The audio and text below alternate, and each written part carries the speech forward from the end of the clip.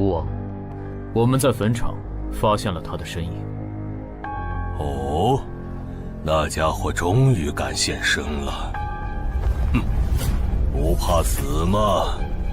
库罗德，那就不惜一切代价将他抓过来。遵命。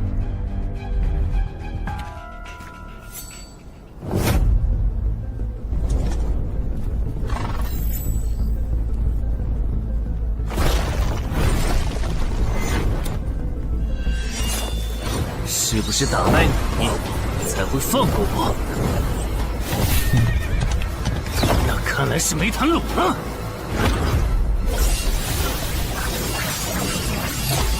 手下躲不掉，也来不及格挡。这就是你的实力。还没分胜负呢。敬酒不吃吃罚酒，那就把你变成亡灵，带回去。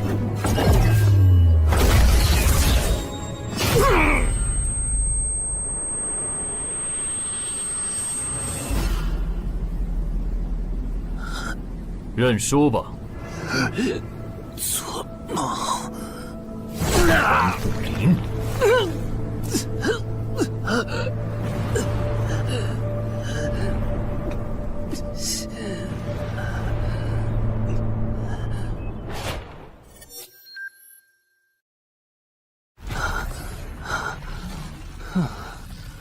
还好只是梦啊！等等，啊！不是，这地下城入口竟然真的上到我家里来了！2030年，世界各地相继出现地下城入口。在经历了一系列探索、争夺、开发和地下城失控所引发的骚乱后，各国政府确认了5件事：一、入口无法被破坏，但攻略地下城可以使其关闭。2. 如果未能在规定期限内攻陷地下城，那么该地下城入口将翻转，地下城内的怪物将涌入这边的世界。3. 步入地下城并存活的人类将成为冒险者，自此踏上超凡之路。4. 地下城内的怪物等级越高，攻略该地下城的收益越高。5. 最高等级的地下城 BOSS 连核弹亦无法完全消灭。过去10年，地下城入口逐渐被公众所接受，有关地下城和冒险者的情报也被允许逐步公开给公众。冒险者周刊报道显示，冒险者人员十分稀缺，但却人均千万富豪。这一消息令冒险者这一职业变得非常受欢迎。对普通人来说，冒险者就是一步登天的门票。所以你过去3年的冒险家生涯，为你赚取了超5亿的财富。当然，对于刚刚成为传说级冒险家的我来说，这只是个开始。但少有人知道，每一位高等级冒险者的背后，都有许多普通冒险者和无辜平民的牺牲。而我们的主人公陈海，恰好是知晓这一秘辛的少数人。你还真是给我出了个大难题啊！能让人一夜暴富的地下城，可对我来说也没啥用啊。毕竟我又不缺钱，而且我记得地下城的死亡率好像很高，搞不好我会死。要不把它上交给官方冒险者协会算了，说不定可以换点特别的好处。嘿嘿嘿嘿。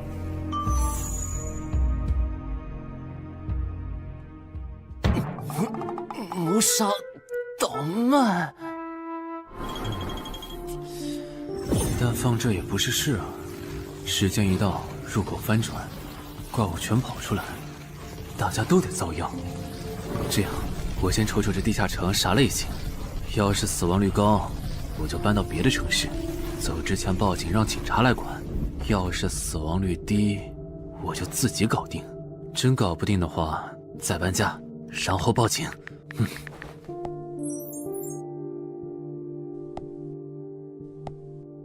嘿，运气不错，是 Level 2的狩猎型入口。地下城入口的等级可以靠入口的规模判断，陈海家的入口太小，只能是入门级。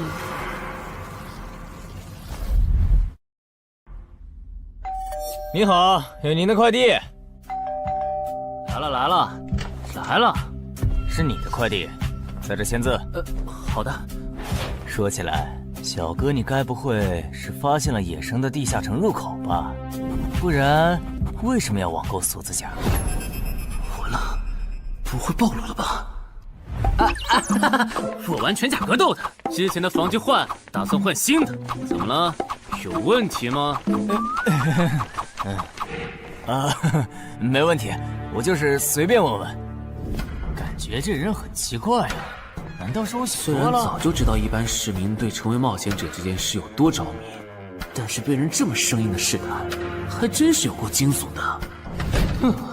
还好我伪装的不错，不过这个箱子会不会有窃听器啊？还好没发现窃听器。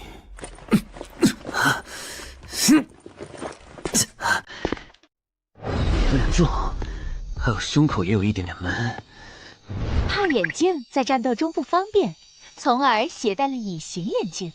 没有防身武器，就在附近消防器材店随便买了把消防斧。啊，锁起来倒是不影响，还行。那么，出发吧。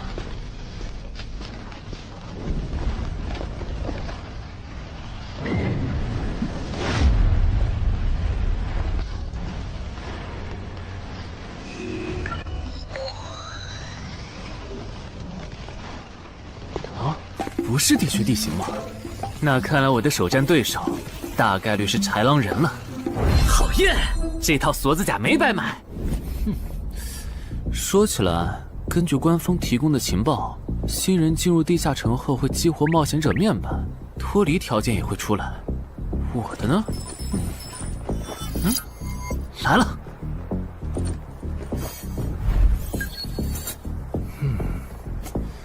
我记得普通人基础属性是10点，8点算弱，14点就很牛了。我不咋锻炼，力量和敏捷才9点，很正常。但智力有16点，真没想到啊！虽然智力和魅力是前期最没用的属性，但16点的智力，就算是协会或者财团内部也不多见吧？膨胀了，冷静，看一下地下城的脱离条件吧。脱离条件：杀死任意一只潮汐鱼人。通关条件是全灭一个潮汐鱼人小队。等一下，为什么是鱼人啊？我血产过敏啊！就不能给我安排点正常的对手吗？啊！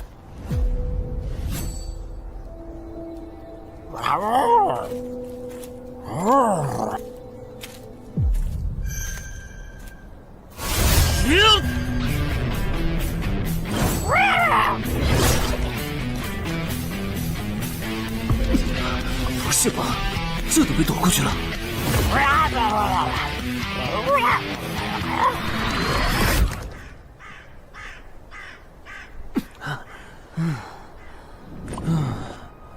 不是，这个地下城的难度标注是不是搞错了？一个落单鱼人就能把我打得差点翻车，如果遇到满编的鱼人小队，我岂不是要就地归西？啊，等级增加了 ，Level 2菜鸟，我的称号我与潮汐鱼人5-5开，这玩意儿侮辱人是不是？算了，今天就到这里。还是等我请个健身私教，把基础属性练上来了，再来挑战这个地下城吧。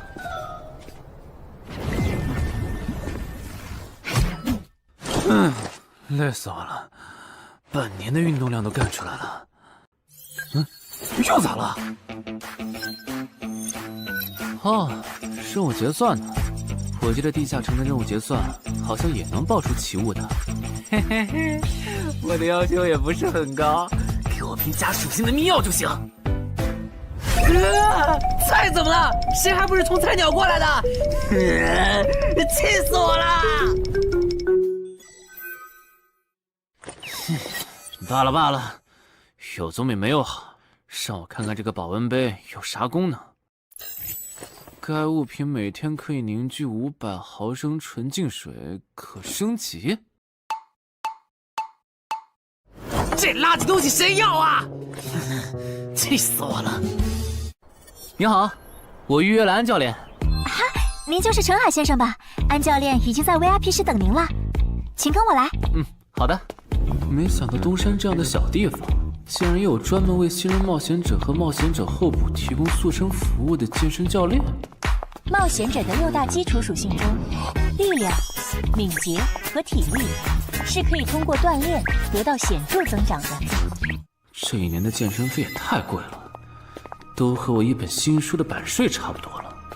不过只要能让我的身体素质在短时间内得到显著提升，陈海先生，这点钱就花得值。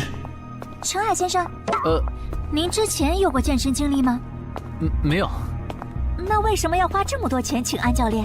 新手打基础的话，请普通一点的教练就够用了。还是说，陈海先生，你已经成为了新人冒险者，比较赶时间？这旁敲侧击的，还真是够直接的。哼，有条件的话，那肯定要请最专业的，以冒险者为目标，普通教练不能算是好的选择。这样啊？我总不能和你说实话吧？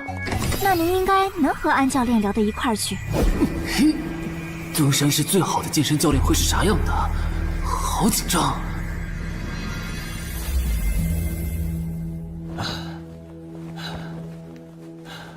啊！和我预想的完全不一样，我还以为会是个肌肉兄弟，结果到头来，这不是个小白脸吗？我的课程这么贵，竟然也能预约得出去？开玩笑的吧？就是你想成为冒险者，跟我来吧。3、4。我撑不住了，教练。5，真的撑不住了。好，就到这里吧。30公斤举了5次，换算一下，你目前的单次最大重量应该在35公斤。作为健身小白，结合你目前的体重，你这个卧推成绩算是偏弱的。什么情况？虽然我知道我的身体能力低于平均线，但是这也太弱了吧？正常的老哥们不都是人均50公斤起步的吗？陈海先生的基础有点差呢。35公斤的极限数值换算到冒险者面板上的力量属性，应该只有9吧？普通人的力量、体能和敏捷数值是相对平均的，不会偏差太多。他现在这个状况，要在1个月的时间里变成冒险者，几乎不可能。那一般要多久？这个看你，如果天天练的话，差不多1个季度就能达到3个11了。这个11是你成为冒险者后面板上给出的约束，换算下来的话，就是比普通人略强。明白了。所以，办卡吗？那就先办一个季卡吧。我去哪儿交钱？转给我就可以了。好耶，以后撸铁不孤单了。认识一下，我叫徐茂，是健身馆的签约冒险者，以后多多关照。我叫陈海，畅销书作家，您也多关照。说起来，一般只有家境很好或者跟协会签了长期合约的冒险者，才会找安教练这样的专业教练。因为我不缺钱呀，我写畅销书赚的钱，在东山又花不完。既然以冒险者为目标，那肯定就要找最好的教练，打最牢固的基础。原来如此，我还以为你发现了野生的地下城入口，并且已经成为冒险者了呢。作为前辈，我得教你一些冒险者之间才流通的基础常识，免得你以后被人坑了。冒险者首次下地下城时，表现好能得个称号，带不带都行。要是带了会有加成，但也会被其他冒险者盯上。有些专找低等级地下城入口的猎人，就爱顶着称号，在可疑的人边上晃悠。要是被怀疑的人被称号吸引，表现不自然，那猎人就知道这人是冒险者了。接着只要跟着他，就能找到野生地下城入口。啊，这样吗？真是学到了。没啥反应，看来他真不是冒险者，就是个有点钱想当冒险者的弱鸡作家，那就没价值了。幸亏我先和超级任务开这个称号太丢人了，没装上，不然今天肯定暴露了。安哥那边应该已经快拟完你的健身合同了，咱们过去吧。好的。国内有名的畅销书作者，还是专门写冒险者题材的。怪不得他有财力和动机买我的课，是想把身体数据打磨上去以后进军冒险者行业吧。而且他对课程的学期也没有明确要求，不像是发现了野生的地下城入口需要快速通关的样子。确实，程海是冒险者，或者他发现了野生的地下城入口的概率确实很低。这样，如果徐茂带着他回来的时候，他的注意力没有放在我的头顶，那就走正常流程吧。如果他有异常，那就别怪我了。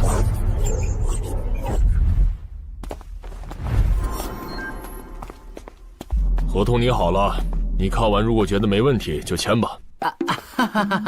好的。喂，不是吧？连健身馆的3A 级教练也……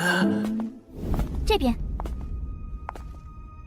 那小子刚才看我的时候表情正常，视线也没停留在我头顶的称号上，看上去不像是刚发现地下城入口的小白。徐茂，你没做多余的事吧？怎么会呢？我可是健身馆的签约冒险者。那就没有持续关注的必要了。签好了。这份是您的，请收好。等下安教练会带您做体能测试。好。行吧。和我判断的差不多，你的体能也偏弱，敏捷测试就不做了。接下来的1周，我们主要做力量和体能塑造。你一般什么时候有时间？什么时候都有时间。行，那明天上午10点来健身馆找我，早饭别吃太油的。没想到国内规模最大的健身机构竟然会干这种勾当，依靠对新人冒险者和冒险者候补的身体塑造业务来钓鱼。如果我今天的演技再差一点，就要被他们瞧出问题，吃干抹净了。怪不得东山这种小地方会有3A 级教练常驻，恐怕全国各地……等等，这样看，所有和冒险者沾边的服务应该都有坑，包括我买的锁子甲。还好我当时觉得在同一家店购买防具和兵器的行为有点不打自招，不然网购锁子甲的时候就暴露了。看来我还是低估了冒险者这个职业的潜在风险。得调整一下计划了。原本想着等锻炼的差不多了以后再来挑战这个地下城，但没想到现实世界如此残酷，针对低等级冒险者的坑到处都是。虽然今天运气好避开了一个坑，但我总不会每天都有这么好的运气吧？只能冒险来地下城提升冒险者等级了。这次的脱离条件是鱼人眼珠吗？对了，不知道昨天那只的眼珠可不可以？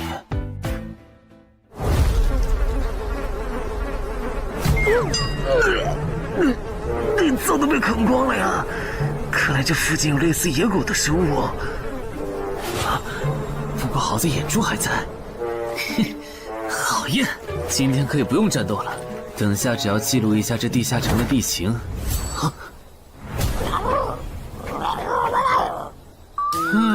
鱼人呢？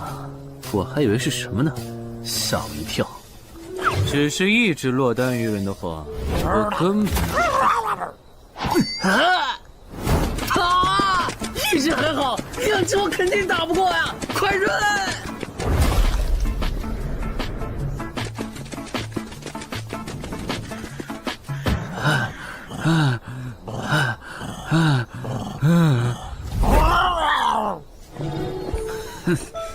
你都死到临头了，还这么嚣张，没发现吗？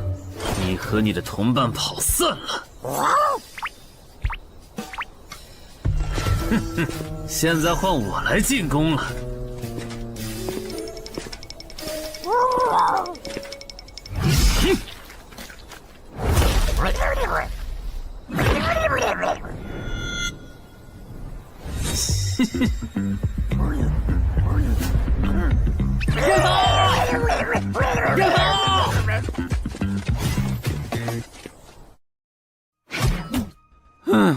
累死我了。不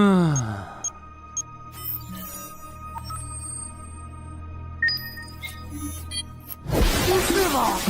这次的评分明明更高，为什么反而没奖励啊？入门级地下城的暴力原来这么低吗？不过如果其他冒险者也是这个情况，那么他们是怎么赚到钱的？还是说有什么常识是别人知道，但我不知道的？明天找机会去问徐茂和教练。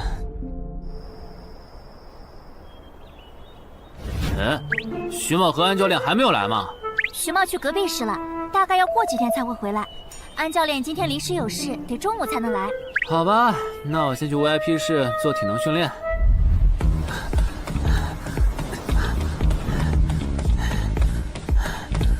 我外出的这几天，他都是这个训练强度。对，那可真够拼的。这样看，用不了多久，他就能把力量和敏捷提升到11了。对，如果他能一直保持1个季度下来，力量、敏捷和体质恐怕都能到12。说起来，教练你就没考虑过把他吸收进健身馆吗？这种有钱又有行动力的好苗子，只要不出意外，以后绝对能成为中间冒险者。你回来之前我就问过了，但被他拒绝了。他想通过黑市的路子成为冒险者，然后当独狼。陈海，你这也太拼了，练这么猛很容易受伤的。还是说你打算今年就成为冒险者？能尽早成为冒险者，肯定要尽早。拖久了，以我的财力恐怕就上不了车了。毕竟时间越往后，冒险者名额的价格也就越贵。倒也是。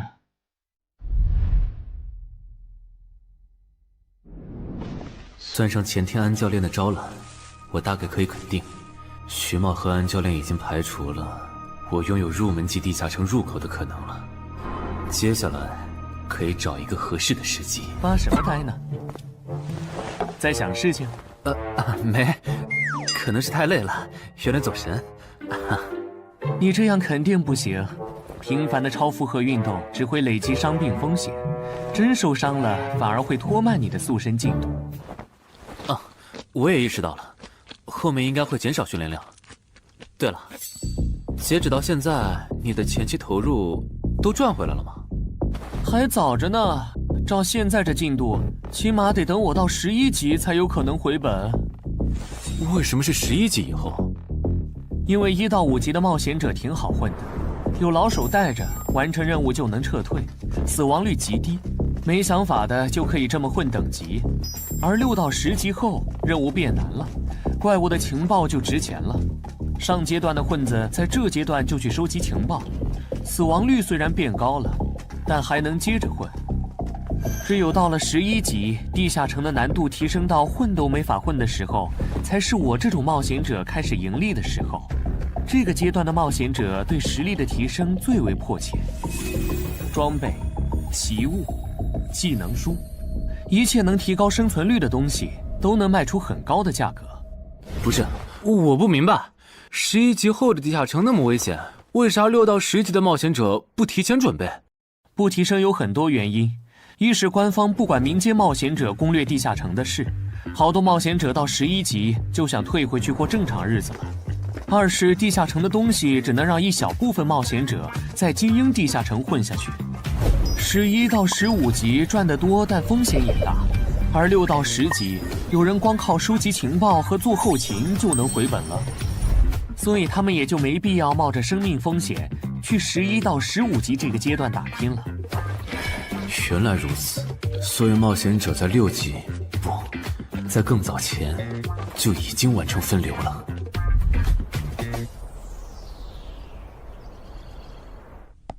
哼，真是学到了，怪不得我在论坛上很少找到有用的情报和攻略，原来有很多人靠卖靠谱攻略和情报赚钱。不过更让我惊讶的还是这件事。同一个地下城，冒险者就算反复刷脱离任务，也只能得到1次结算奖励。这样看，这个地下城入口能为我带来的价值，就只有通关奖励，以及将误入其中的普通人转化为冒险者这2点了。考虑到我本身并不缺钱，我还是尽量单刷这个地下城，然后再考虑要不要继续当冒险者了。先用徐猫教我的方法，前期以收集情报为主，有十足把握了，再考虑通关的事。脱离条件找到湖？啊，这次的脱离任务竟然不需要战斗？还好买了一架无人机做辅助，不然纯靠人力搜索找湖肯定是个大工程。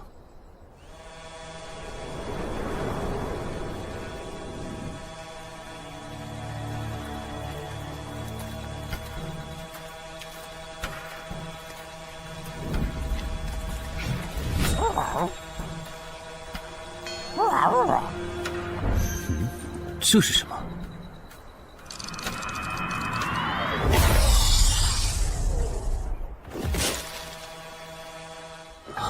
刚才那个应该是鱼人吧？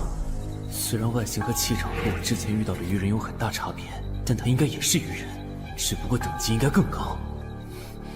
算了，先不管他。等我完成了脱离任务，再回来找那只橘红色鱼人。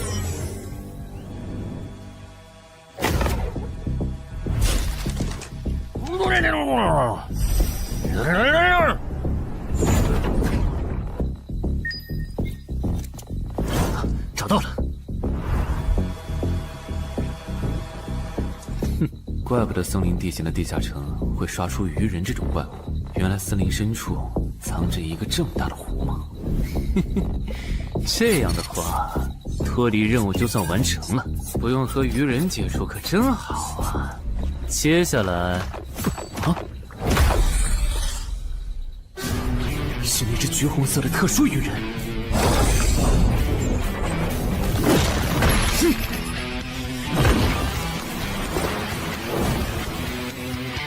幸亏我刚刚反应快，不然可就重伤了。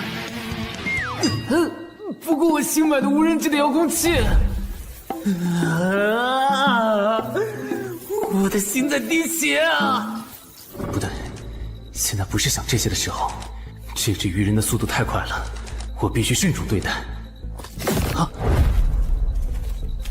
一只、2只、3只、4……哼！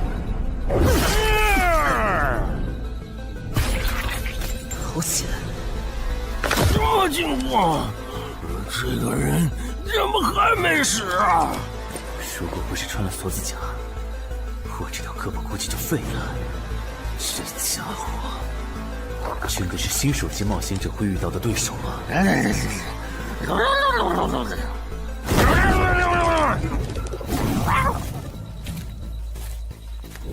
如果只是和这只橘红色鱼人单挑也就算了，关键我还得抽出一部分精力来处理身后这几只杂兵。不管怎么看，这个地下城的难度绝对超纲了呀！要不逃吧？脱离通关任务重置了。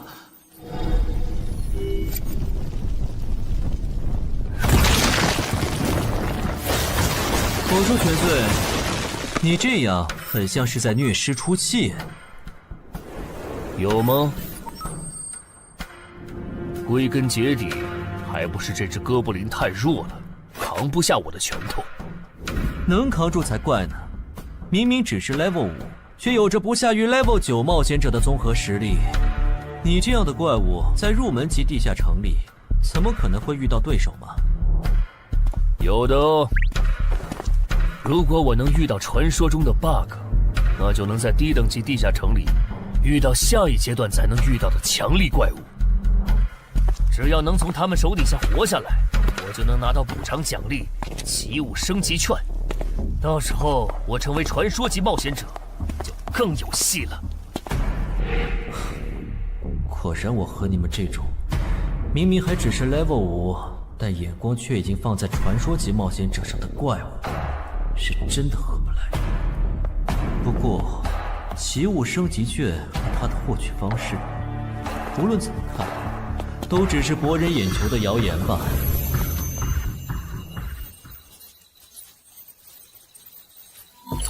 在高战力异常鱼人个体的追杀下活过3分钟，任务完成后将得到额外补偿，奇物升级券。不是吧？我都准备逃命了，你给我整这个，要玩死我吗？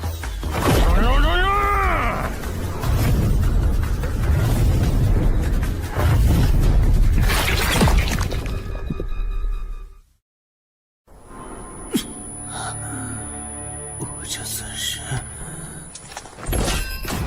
逼上绝路了吧？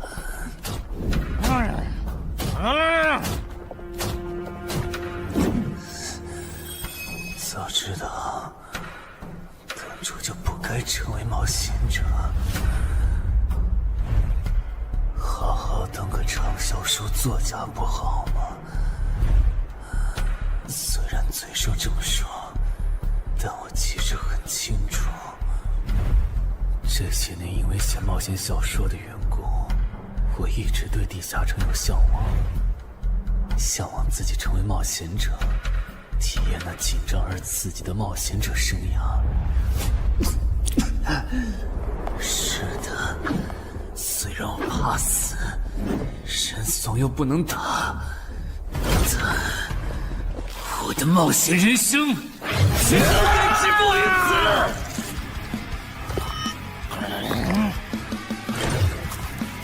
想想，我现在还有什么牌？我现在还能打出什么牌？使用称号，我与潮汐鱼人5开。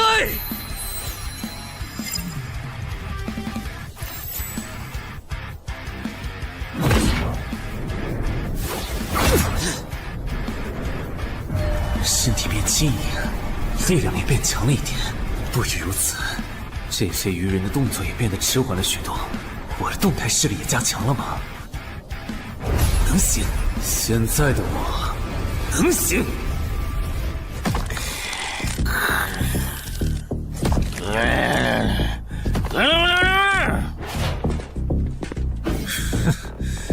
没想到高级鱼人说的话，我竟然能听懂。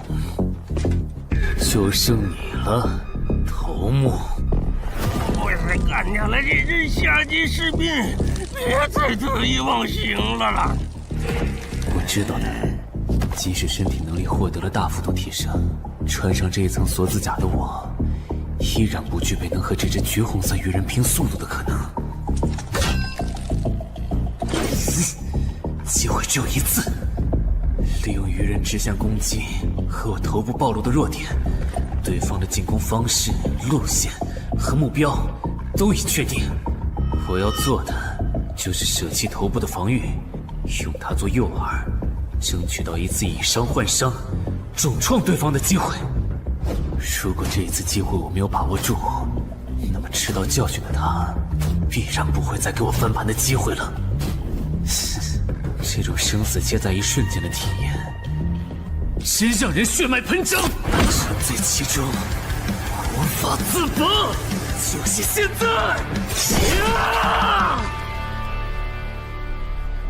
我这不是挺能干的吗？不可能，真的！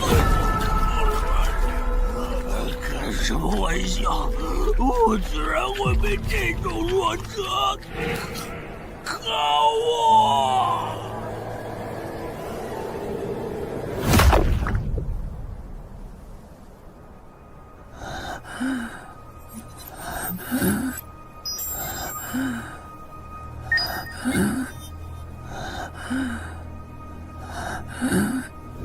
这下总不能还判定我是菜鸟了吧？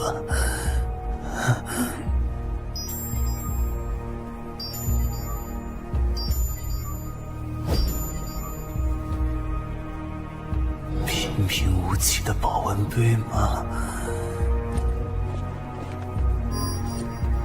对，平平无奇保温杯，使用起雾升级券。啊！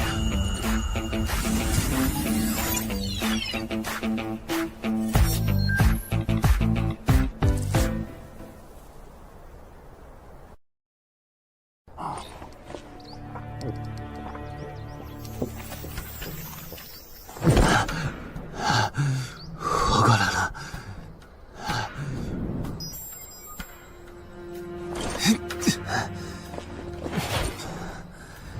已经愈合了。冒险者面板，冒险者等级竟然提升了，不过还是菜鸟。哦，感知也提升了一点，还获得了一个新称号——至死地而后生。哼，倒是个意外之喜。再看一下通关任务重置后变成什么了。挑战等级上升了，脱离任务刚刚也完成了。不过这通关任务捣毁潮汐鱼人的孵化池吗？算了，这个通关任务明显不是现在的我能处理的。溜了溜了。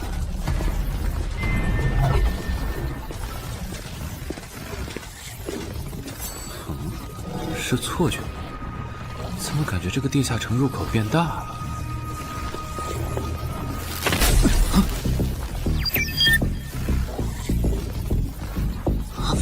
等级不足，这个地下城升级了。这么看来，我刚才完成的脱离任务，其实来自更高等级的地下城。怪不得任务难度提升了那么多，脱离任务掉落的奖励这么丰厚。隐藏之夜，我没记错的话，论坛上有个大佬，好像一直在强调这个东西的稀有性和重要性来着。哼，那必须要转职啊！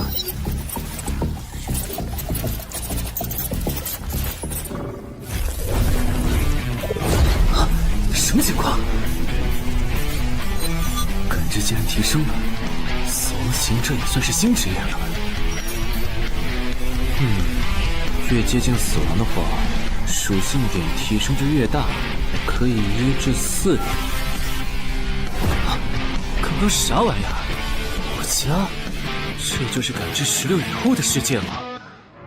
即使闭上双眼，我的大脑依旧能够准确勾勒出客厅每一角。真不敢想象，20点感知的人类眼中的世界又会是什么样子。说起来，我与潮汐鱼人55开这个称号的效果，刚刚在地下城已经体验过了。这个至死地而后生的称号，效果又会是什么呢？被逼入绝境以后，就能得到力量、敏捷、感知，每个加4点的加成。这个称号的触发条件和死亡行者的触发条件差不多哎。等等，也就是说，死亡行者搭配至死地而后生，极端条件下可以给我带来8力量、8敏捷、9感知的提升。哈哈哈哈！这也太超模了吧！胆子再大一点，以后遇到打不过的敌人，我完全可以靠自残触发效果让属性提升。等干掉敌人以后，再用稀奇古怪的回血药水把状态拉回来。而且回血药水的用处也不止于此，有了它，我再也不用担心健身过度肌肉拉伤了。反正每天都能回一次血，完全可以想怎么练就怎么练。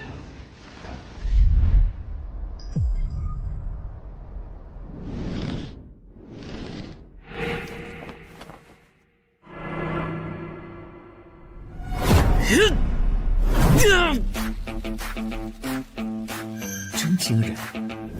谁能想到，不久前还只是个健身小白的他，只用了不到2个月，就达到了正常人要用1年才能取得的成果。就他那训练量，换别人来早就去 ICU 报道了。但他一通瞎练下来，还能活蹦乱跳，这说明他体质很牛啊，至少有16，甚至都有可能17或者18了。安教练，你这次是看走了眼呐。陈海还在练呢。啊，恭喜啊！你现在的力量、敏捷应该已经到达12点了。以你现在的身体素质，准备充分的话，是完全有能力完成新手级地下城的脱离任务的。真的不考虑加入健身馆，成为这边的签约冒险者吗？我可不想当一个会被合约束缚的冒险者。那真是太可惜了，我还以为能和你成为同事，以后一起攻略地下城呢。不是同事，也能一起攻略地下城啊。对了，我打算从散人手里购买冒险者名额，这方面你有什么忠告吗？忠告吗？不是同事，也能一起攻略地下城啊。对了，我打算从散人手里购买冒险者名额，这方面你有什么忠告吗？忠告嘛，那我推荐你去找散人联合。散人联合？我没记错的话，他们好像是国内最大的散人集团吧？对，如果你想走黑市的路子购买冒险者名额，那么我只推荐你选择由散人联合提供担保，或者他们自营的低等级地下城入口。为什么？我感觉找独狼冒险者明显更好啊，省钱又省力。因为涉及到冒险者名额买卖，无论买方还是卖方，其实都存在巨大的交易风险。卖家怕遇到伪装成萌新的入口猎人，买家怕交了钱对方不办事。但有散人联合的介入就不一样了，虽然他们的佣金很高，但是作为冒险者资格地下城相关产出生意的龙头，他们为买卖双方提供的契约书还是很值得信赖的。原来如此。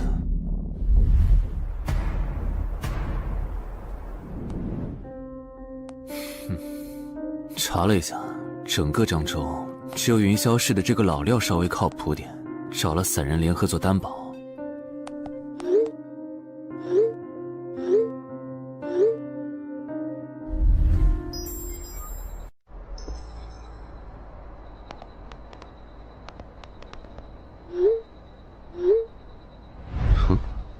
这边，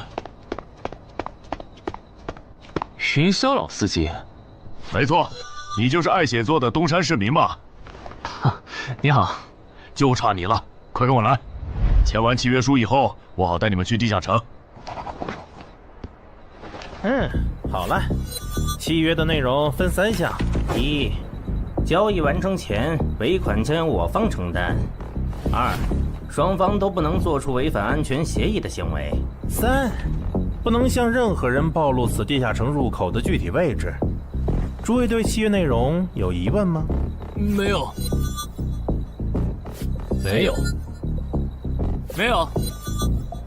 那么，契约成立。手臂在发光哎！哟，好神奇啊！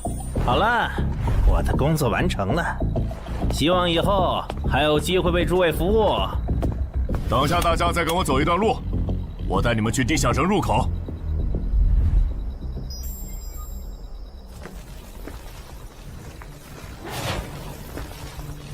这个地下城入口的位置确实隐蔽，难怪没有被官方和云霄市的资本发现。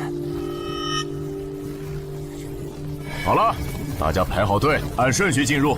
我先走一步，给大家带路。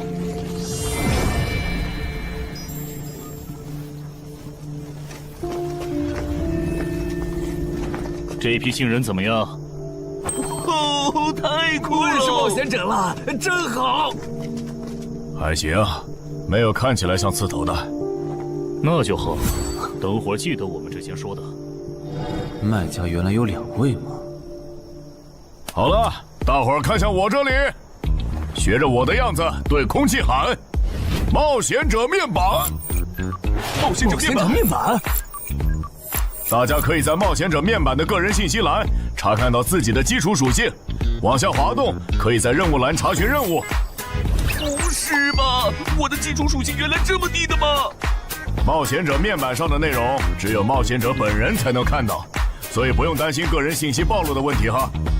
麻烦大家把你们的脱离任务报一下，我这边做一个整理。任务？女妖，这个物种，论坛的入门级地下城怪物图鉴里好像没有。这个地下城有问题。这个地下城该不会和我家里的那个一样，存在某种致命的设定吧？基于幸存者偏差，如果一个入门级地下城的怪物没有被收录进论坛的新手常见怪物图鉴，那只有2种可能：要么它确实很罕见，要么就是遇到它的冒险者基本都死在地下城里了。警告！警告！此人违反了安全条例，未说出正确的脱离任务。那个眼镜男说谎了？不是吧？这才哪儿到哪儿啊？就有人触犯安全条例了？你听我解释，肯定是他出 bug 了。契约式的契约当然不是绝对的，但对你这样的菜鸟来说，它是不会出问题的。你的脱离任务绝对不是采集高价值草药，你骗了我们。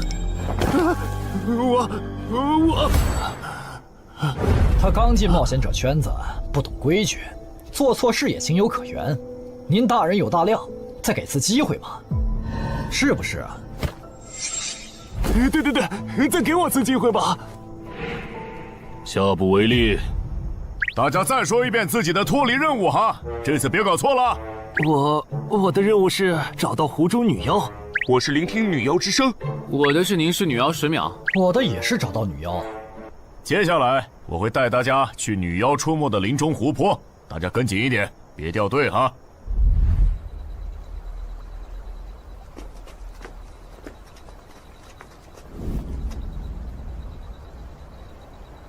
冒险者面板。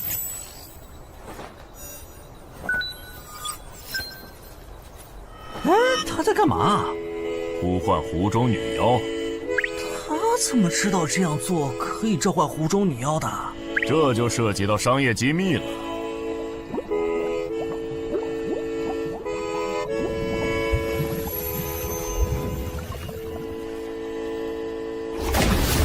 女妖出来了！我的脱离任务完成了，我的也完成了。8、9、10。大家把耳塞戴一下，女妖马上就要唱歌了。不戴的话会怎么样？女妖的歌声会破坏你的大脑。刚成为冒险者的 Level 1萌新，一整首听下来，大概会当场暴毙吧。什么？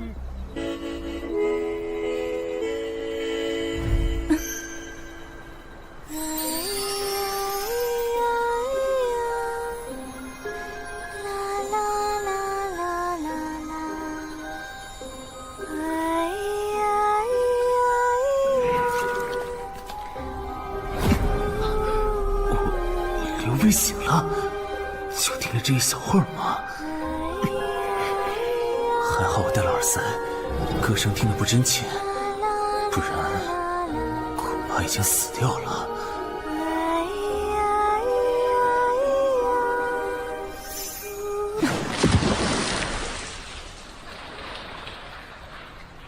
大家的脱离任务都完成了吗？都做完了，那咱们就原路折返回去了哈。搞笑，让我们原路返回？来之前我已经查过了，地下城里的植物和矿产都是很值钱的。你这么急着赶我们走，不会是想要独吞这个地下城的产出吧？我们可是付了钱的，为什么不能在这个地下城采集高价值草药和矿产来回血？等一下，咱们的契约书里可没有这条。但也没有不准我们完成脱离任务后采集高价值草药和矿产的条例吧？原来冒险者还可以在地下城内采集草药和矿产的吗？你不知道吗？其实大部分冒险者并不具备通关能力的，他们主要的盈利方式就是搬运地下城内的物资和收集怪物情报。你是觉得脱离任务已经完成了，我们又碍于契约不能对你出手，所以可以发难了是吗？不然呢？真是笨蛋。但有一点你没考虑到，那就是我并没有和你们签订契约啊。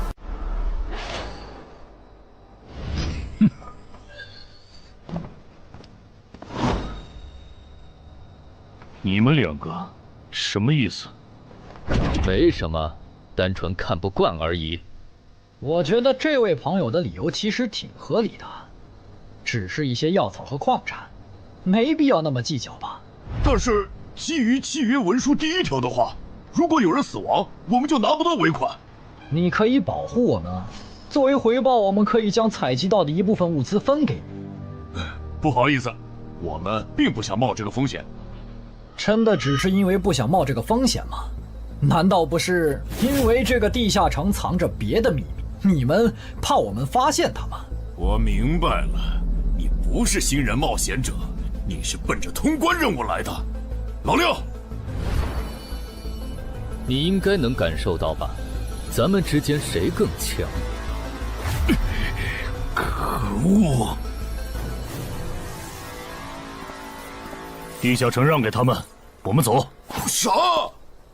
你等等我呀！他们为什么就这样走了？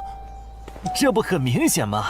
这2位帮我们说话的朋友，其实是比那2个人更强的冒险者呀。过奖，其实强的不是我，是我的这位朋友。等等，不太对，3人联合的契约师不会蠢到让假装萌新的冒险者轻松找到契约书漏洞，这不符合逻辑。大家可以自行选择，接下来是单独行动，还是跟我们一起行动？单独行动的话，你们的收益可以独享；如果跟随我们一起行动的话，通关奖励我们要1半。1半？这么多？这叫多？你没仔细听吗？是通关奖励的1半。这2位资深冒险者的目标是通关。新人冒险者的通关率一般只有10%，甚至更少。就算分出去1半，我们也领先了90%的新人冒险者。大叔，你别得了便宜还叫委屈啊！所以这其实是好事。对新人来说，第1次通关时间是重要分水岭。新人冒险者越早拿到通关奖励，未来的冒险者之路就会越顺畅。那就是说，就算我只拿到1半的通关奖励，也会比绝大多数同等级的冒险者要强吗？如果你没有浪费这些开局资源的话，确实是你要强一点儿。请让我也加入你们，也包括我。我也要。那帮没良心的，签契约书前都说好了，只涉及脱离任务，其他不包的。任务一完成，他们就变脸了。差不多得了，都走了这么远，他们不可能再跟着了。你不用演了。哦，不过你这次演技提高了不少嘛。刚才我一度以为你打不过那个顶着战斗专家称号的冒险者来着。我确实打不过他。啊？不过他也很忌惮我就是了，要不然不会用劝退的方式赶我走。原来如此，那你觉得他们能通关吗？可能性太低。个人判断，这批冒险者里最多只有1到2个幸运儿能活着走出这个地下城。什么嘛，这不就和之前的几次一样了吗？真没意思。哇，酷哎！既然大家已经决定联手通关，那我也不藏着掖着了。我能够为认同我、信赖我的队友带来一点基础属性的随机增幅。他说的是真的，我的力量加了1点。我加的是感知，我的也增加了。体力涨了1点。原来团队领袖这个称号是用来提升自己的队友啊，还怪好用的。我这边还有一个问题，我们现在只知道口琴声能召唤女妖，并不知道其他的召唤方法。女妖要是一直躲在湖里，大家的通关任务就没法完成。这不是问题，我的称号可以让我强制激怒指定目标，被激怒者将减少2点智力，变得冲动易怒。他也是冒险者吗？至于建立强制对话的方法，只要引起对方的注意就可以了。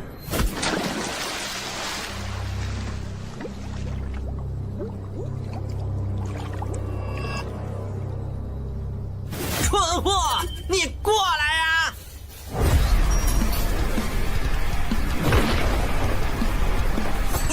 成功了，他被我激怒了。剩下的交给我吧。大家散开，让战斗专家来先是女妖，其他人换上耳塞，在外围找机会。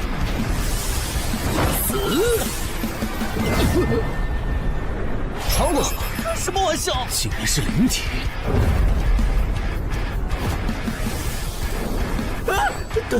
等一下！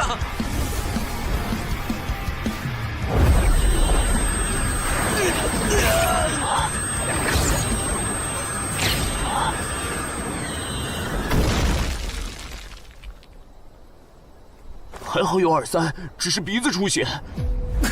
不是吧？这个女妖原来是个妖魂。娘，有把握吗？有，但是会比较费时间。上一个地下城刷出来的僧侣之拳应该会有效，但熟练度还没上去，打起来会很慢。慢就慢了，这只女妖应该没有其他攻击手段，对我们的威胁很小。我有预感，这个地下城的通关奖励会非常丰厚。哼，愚蠢的选择。等等，你先别走。不是吧？10万个人里都不一定能出一个的感知16点的人，竟然让我……你为什么觉得他们的选择是有问题的？使用称号，他们当我不存在，真晦气。喂，你搁这对空气自言自语什么呢？不是，我刚才……不是没人吗？幻觉吗？有东西过来了！什么东西？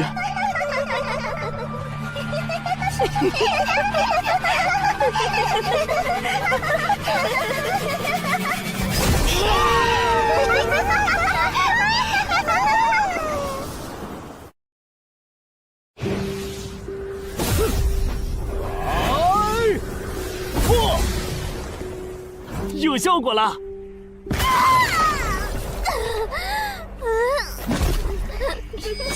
什么声音？我们搞错了，这个地下城不止一个女妖，那2个卖家没安好心。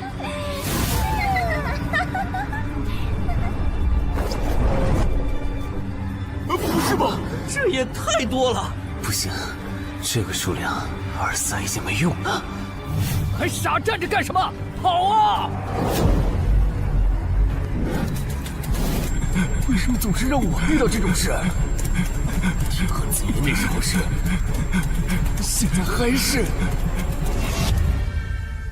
看在你老婆和女儿的份上，我觉得应该放过你。谁叫我最喜欢看别人抱憾终生，活在憎恨和痛苦中的样子呢？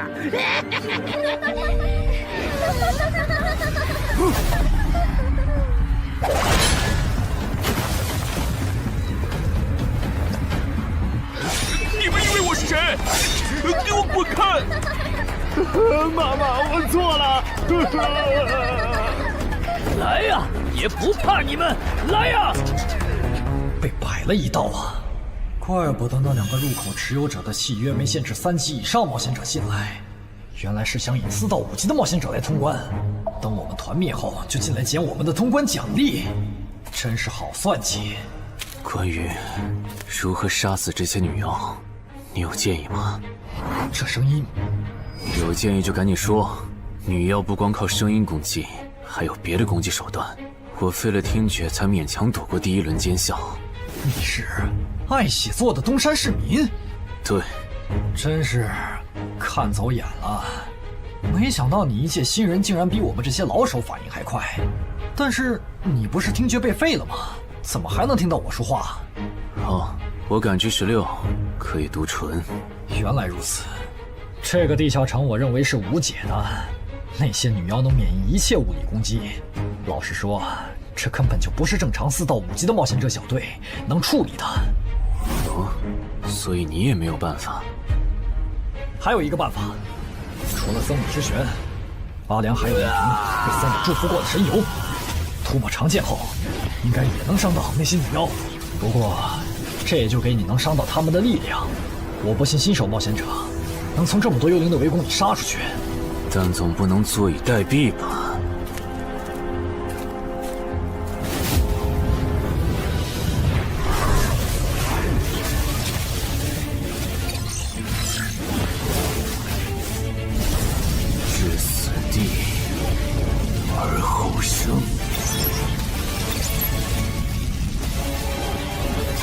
能听到吗？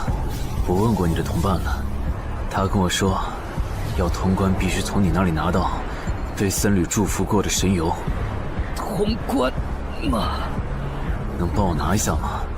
不好意思，我眼睛瞎了，恐怕没办法操纵冒险者面板取出你要的东西。这样吗？不过，我还有一个办法可以让你得到它。什么办法？你干什么？就是以死后掉落的形式让你获取。其实我也不是非要那碗油杀人夺宝不可。20点的敏捷足够我甩开女妖逃出地下城了。我就是想试试能不能通关。虽然无论怎样，你都不可能活下来。哇，真的很巧啊！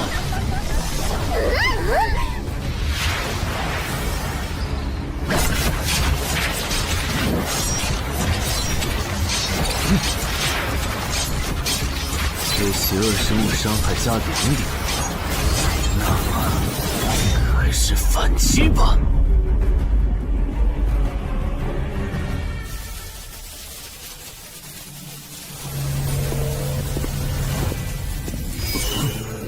好像有人从里面走出来了。哪有人啊？你看错了吧？不是，我真感觉到了。果然，他们那不能攻略的地下城设陷阱，引同等级冒险者来做通关任务，把人坑死在里面，接着捡掉落的东西，或者等冒险者重伤出来就杀人夺宝。户主的儿子应该就是这么被害死的。石斧秃鹫是指利用高难度地下城坑杀同等级冒险者，然后拾取对方掉落的堕落冒险者。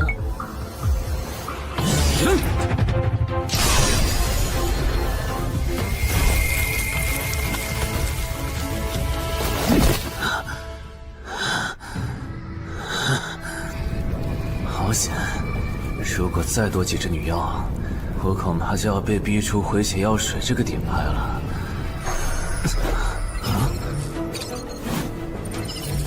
您的绝妙操作取悦了路过的死亡主宰，得到其恩赐，亡灵亦不能杀死我。该恩赐可以使您豁免一次来自亡灵生物的死亡判定，免疫一次来自亡灵生物的死亡判定。好霸道的额外奖励！额外奖励都这么丰厚了，合并结算的奖励还高于单独结算，那么肯定要合并啊！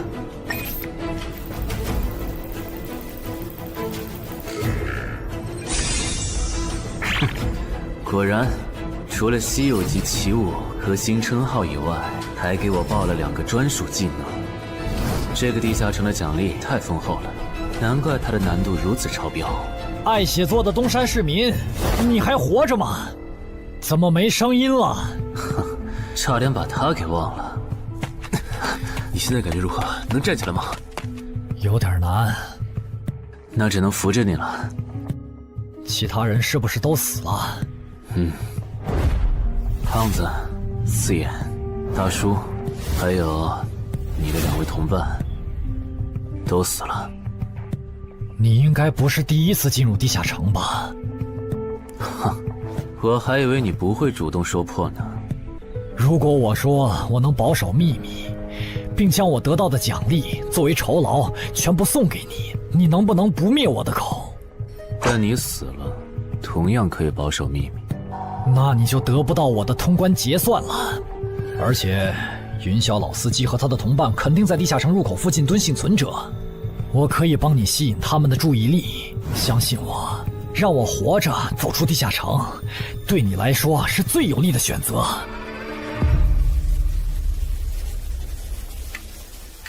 看到了吗？这才是真有人出来了。哎呀，刚才那次算我看错行了吧？等等，地下城在坍缩，他们通关了。不对，小溪右边的冒险者，他绝对不简单，可能是狼。先干掉一个弱的，接下来到你了。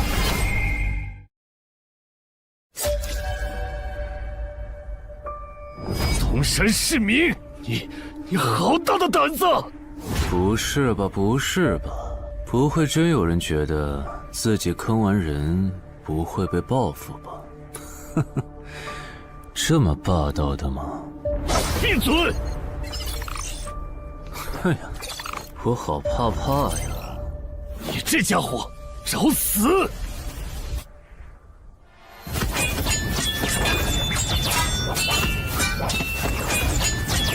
这俩人相互厮杀的程度，有些7级甚至8级的冒险者都没这么夸张的速度。不可能！带上这个称号以后，我的速度竟然还是没你快，真是离谱他妈给离谱开门，离谱到家了！你的敏捷难不成有17，甚至18？可，你猜？冒险者面板，哼，不比速度了。不比了。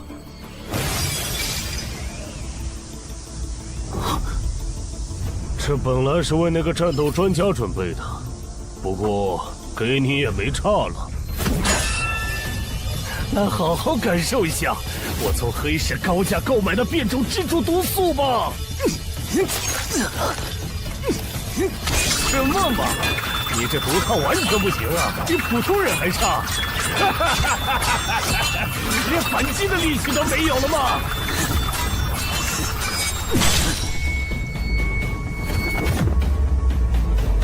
太慢了，太慢了！你这样是伤不到我的。哼，蜘蛛毒，这就是你为我们准备的手段？怎么样？喜欢吗？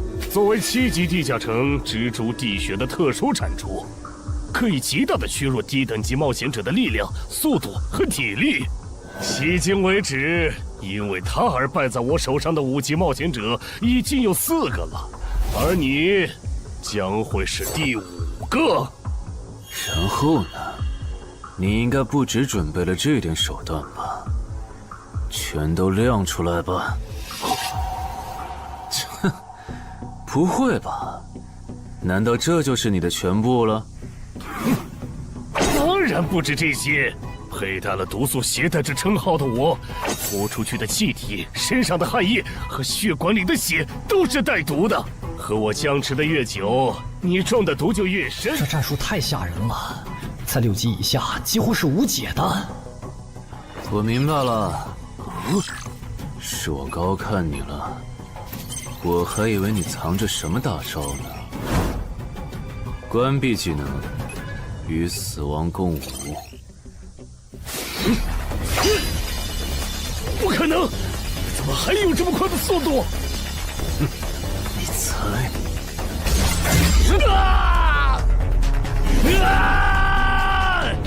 也太得意了！太慢了，太慢了！你这样可是伤不到我的。不可能！绝对不可能！你明明只是个独狼，怎么可能比杀了大量5级冒险者的我还强？没什么不可能的。在舒适区里泡着的你，永远也看不到与死亡同行之人所看到的风景。但是，溺死的往往都是会水的。散人只有劣势更弱小的散人，才能积攒出大量的财力和武力。我的路才是正确的。对普通人来说，或许你才是对的。不过，在我看来，与死亡同行之人，如果走到了极致的话，未必不能超越死亡。不是吧？那么强的人，竟然这么轻易的被……啊！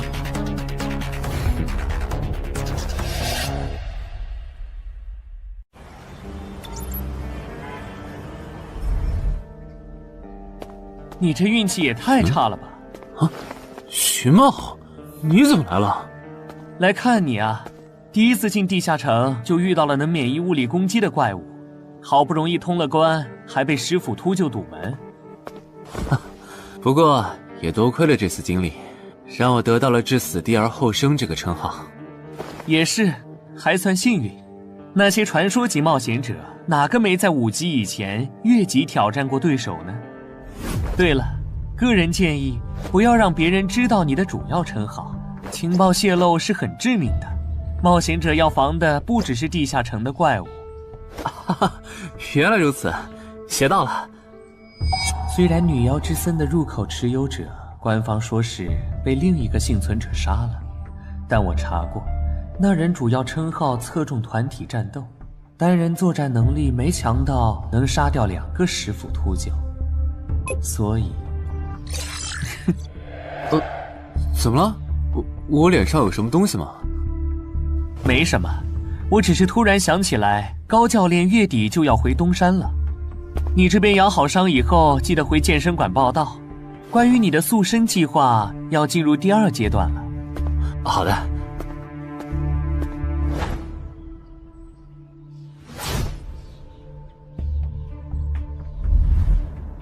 你不打算做攻略型冒险者了？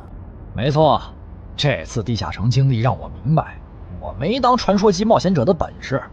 与其在这阶段的地下城拼命，还不如到6到10级的地下城多弄点钱，然后就隐退。哎，不过你和我不一样，你有成为传说级冒险者的潜力，但前提是你得改掉独狼的习惯。为什么这么说？独狼玩法在10级前的地下城能提高任务结算评分，多拿奇物、称号和技能，但11级到15级的地下城难度大增，光靠个人根本过不去。如果你想成为传说级冒险者，10级前就得组建自己的攻略团队，不然在11级到15级时，要么会掉队，要么就会被官方财团收编，就没机会再往上提升了。团队嘛，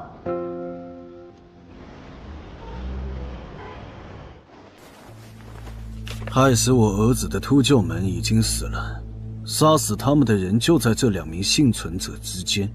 你认为谁才是帮我儿子报仇的恩人？他。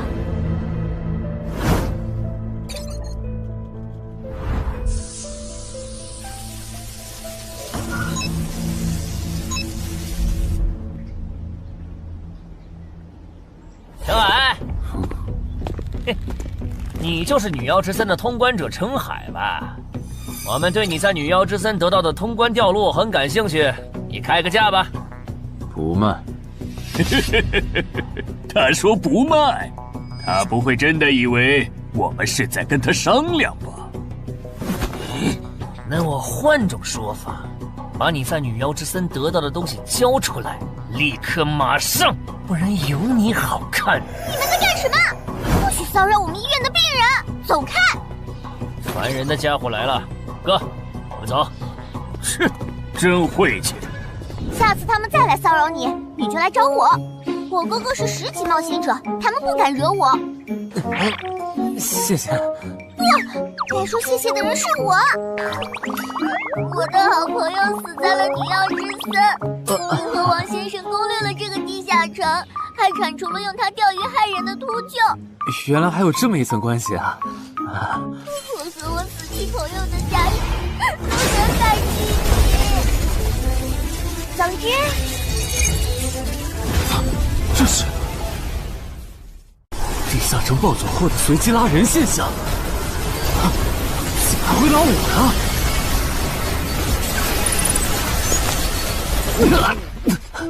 突！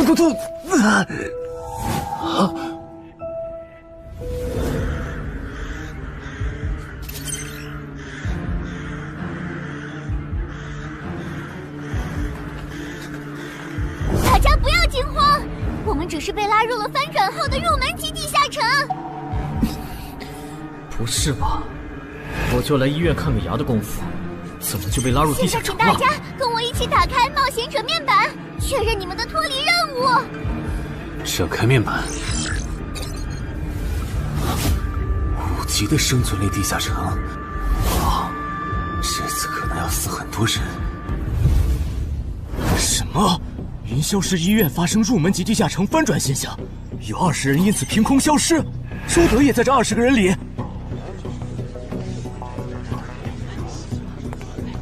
情况如何？失踪人员名单已经整理出来了。被卷入地下城的一般民众有17人，冒险者3人。我们还找到了失控的地下城入口。不过什么？你的脱离任务和通关任务是什么？消灭10具骷髅士兵，存活1小时。你的呢？我的也是。那看来大家都一样。老弟，咱们的脱离任务难度和他们的不一样啊。还有那个叫陈海的小子也被拉进了这个地下城。正常，生存类地下城的脱离任务是根据挑战者实力的强弱划分的。至于那个叫陈海的，等咱们做完了脱离任务再去找他。那个，大家听我说，这个地下城非常危险，请大家捡起地上的兵器，3到5个人为一组，凑齐脱离条件以后，尽快离开吧。完成脱离任务以后赶紧离开？你算老几啊？在这指挥本大爷？说不定是人家想把咱们忽悠走了以后，独吞地下城的宝藏呢。不是，这个地下城真的很危险。这俩蠢货脑子有坑吧？对地下城的危险没有认知也就算了，还在这带节奏。这位先生是非常强大的冒险者，他前几天刚通关了一个难度非常高的地下城，还和同伴联手除掉了食腐秃鹫。真的假的？就是锦城家园那栋烂尾楼，听说害死了好几十人。哦，想起来了，请大家相信他的判断。这个护士干嘛一直夸我呀？好烦呐！不过好在效果还行，能引起这些新手的重视就好。等一下，如果这个地下城真的那么危险，那你觉得就凭我们这些普通人，真的有能力完成脱离任务吗？先不说消灭骷髅士兵有多难，就按你说的，3到5人一组去猎杀骷髅士兵，最后肯定是青壮年组队，老弱被抛下。请问，你考虑过被剩下的人的死活吗？有道理。分开行动的话，骷髅士兵听起来就很难对付。骷髅士兵，那就死掉了。很多人就是因为单走，才被地下城里的怪物杀死。姐夫说的没错，被拉入地下城后，一定要拉拢人心，来拿到话语权，再利用话语权来强迫冒险者当我的保姆。能通关高难度的入门级地下城又如何？当你开始在意这些渔民死活的时候，你就注定得当我的保姆了。你们能信任我吗？那跟我走吧，我带你们去完成脱离任务。好的。谁允许你们走的？作为在场唯一一个有地下城攻略经验的冒险者，你难道不应该留下来保护我们吗？对呀，能力越大责任越大。我看他就应该帮我们把脱离任务给做了。对，送佛送到西嘛。第一，我不是官方冒险者，我没有义务来保护你们的安全。第二，不要对我道德绑架，不然我真的不介意走之前打断你的腿，把你留在这里自生自灭。这人怎么这样啊？保护老弱不是最基本的道德吗？活该他不是官方冒险者，看来道德品质不过关。你们干嘛去？我觉得那个人说的很对，既然通关任务是存活1小时，那肯定是越往后越危险。对普通人来说，早点完成脱离任务离开这儿才是最优解。切，不走留着被你们道德绑架，免费当保镖吗？我们又不是傻子。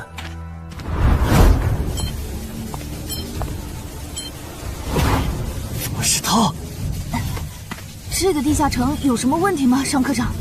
这个地下城最大的问题在于，接下来的1个小时，能有几个人活着走出来？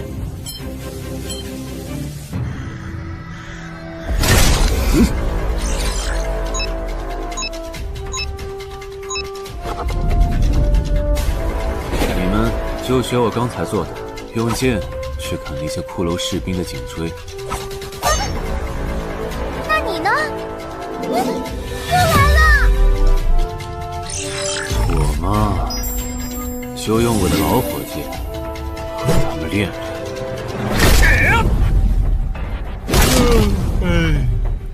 打完这批记得换班啊，老哥。好嘞。骷髅士兵不刷新了，看来并不是无限的。好消息是新人的压力小了，坏消息是我这样的老手完成任务更难了。这周围的骷髅士兵被咱们刷光了，换地方吧。受伤的人往后退，剩下的2人一组，交替清理从地里爬出来的骷髅士兵。再干40分钟，大家就可以回家了。好，亏我之前以为当冒险者有多难，结果就这儿啊！是啊，这些骷髅根本就没有那个老手渲染的那么危险。等这次结束，我也是个有名的冒险者。这些骷髅虽然弱，可不代表这地下城难度低。正相反，骷髅越弱，越说明地下城有极厉害的 BOSS。更让我烦的是，这地下城怪物也太少了。虽然我以老弱不宜参战为由，劝退了近半的冒险者，但是分到我这的怪物才4个。最后10分钟，这地下城难度肯定飙上。要是接下来10分钟都没有新的骷髅士兵刷出来，我就得自己想法子凑够剩下的6个骷髅士兵了。脱离任务做完了？嗯。你呢？还差几个？8个。把机会都让给他了吗？那你先回去吧，我们继续刷骷髅。等做完脱离任务以后，咱们3个在外面集合。10年来没有一个人通关。不止如此，这个地下城的幸存者们也非常奇怪，几乎所有的都是新人。怎么会有这么奇怪的地下城？正常不都是冒险者越强大，生存率越高吗？因为这个地下城有一个被称为强者坟墓的机制。同样的脱离任务，新人的难度只有老手的1/10。当新人完成脱离任务离开的时候，实力远超冒险者的地下城 BOSS 会主动追杀冒险者。好多老手都栽在这机制上。周德，快点察觉到，这个地下城的本质是谁最先完成脱离任务，谁才能活下来的竞速比赛。好心的冒险者哥哥，护士姐姐，再见。拜拜。再见。等下遇到的骷髅士兵，我多分给你一点。你先完成脱离任务，和他在外面会合。好的。有人完成脱离任务出来了。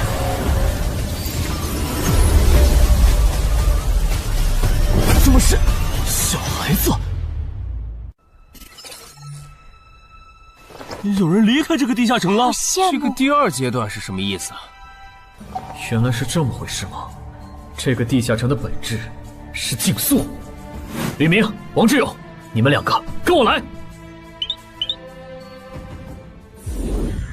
老弟，有个人完成脱离任务离开了，是不是那个叫陈海的人呢？不可能，先不说他还带着2个累赘，光冒险者们要杀的100个骷髅士兵就不好找。那会是谁呢？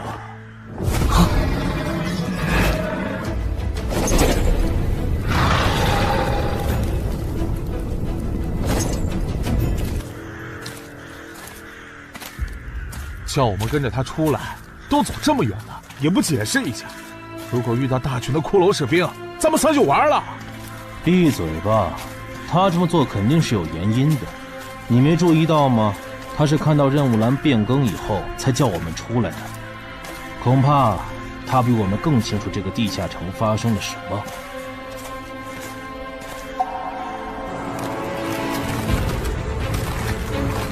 准备战斗！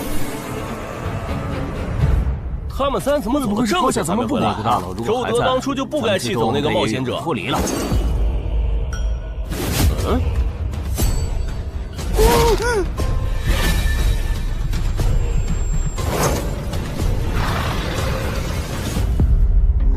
周德、吕明，你们2个王八蛋，竟然拿我当挡箭牌，用完就丢！你们这2个小人！你还差几个？3个。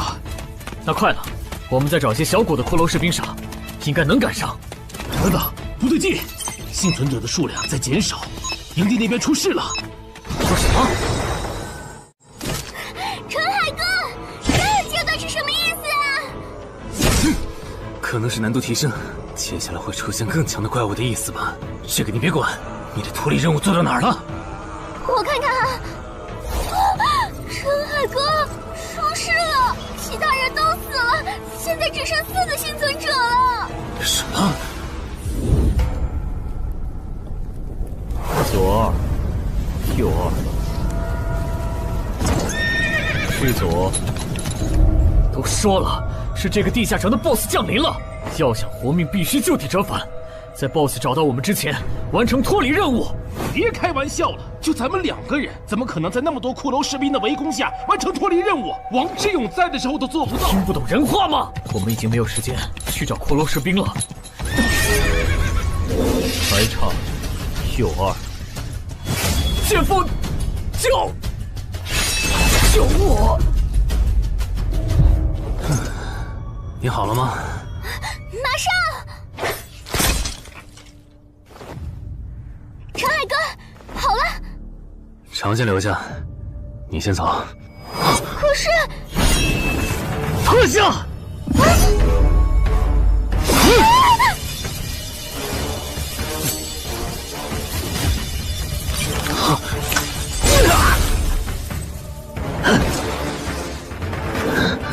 好强！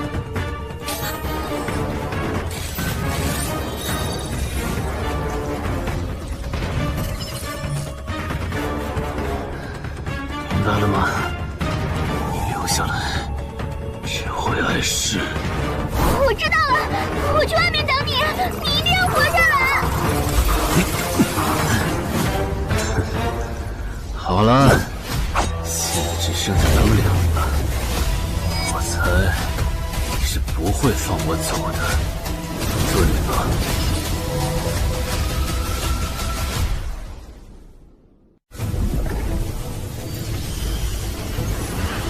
是护士姐姐，里面还有幸存者吗？有，但是陈海先生他……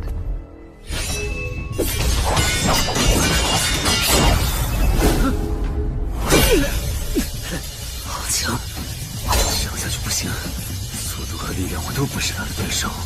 就算能大概猜出他下一步动作，可因为一直忙着抵挡，一次出错的话就得死。要走！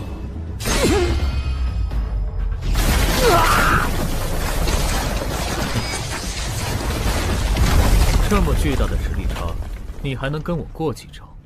在我这儿撑这么久，了不起！好像在跟我说话。不对，现在不是该思考这些的时候。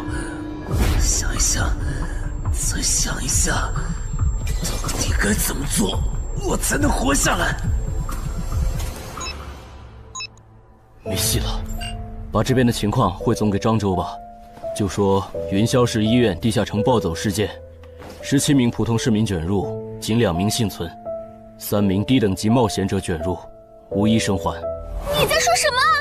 不是还没到时间吗？这才过去5分钟。就是。我能理解2位的心情，但是请不要再做不切实际的幻想了。这个地下城里的 BOSS， 就算是9级的我，也没有把握面对他能存活15分钟。你要等的人，哪怕是5级冒险者中的佼佼者，最多也就能坚持5分钟。你从地下城出来到现在都过去5分钟了，他还是没有脱离地下城，这意味着什么？你应该清楚吧？怎么这样？如果不是因为我们拖累了他的进度，护士姐姐，陈海先生肯定能活着离开这个地下城。都是因为我们。是啊，全都是因为你们。如果没有那个多管闲事的冒险者帮你俩完成脱离任务，周德才是最有可能活着离开这个地下城的人。我出去冷静一下，这2个新人的登记工作交给你了。那这个地下城入口怎么办？人都死光后，入口会在半小时内关闭，接着随机出现在世界某个地方。当然，如果你实在不放心，也可以盯到最后。好吧。你合格了。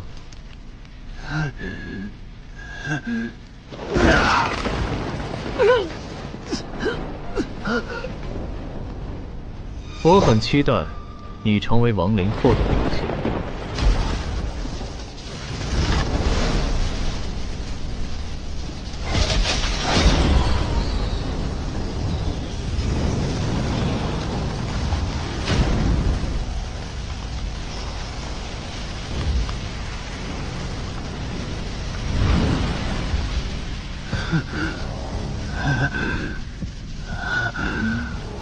都赢了。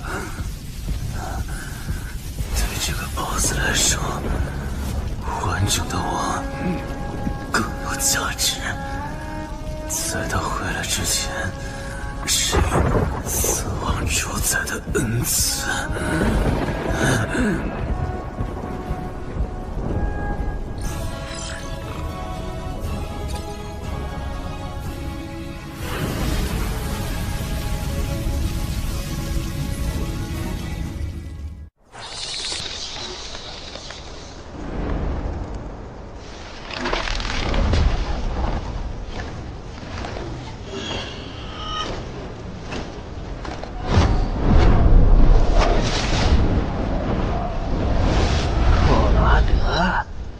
是被大军派去坟场征兵了吗？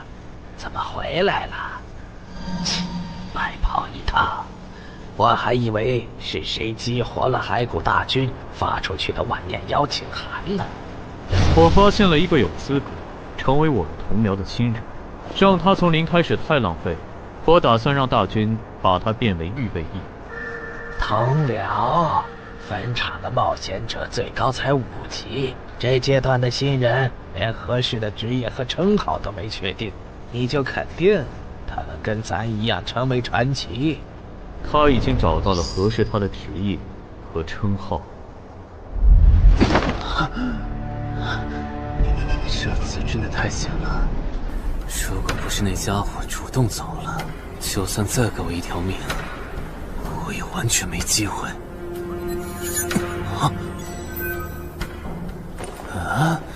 通关任务都显示完成了，为什么没有弹出来脱离选项？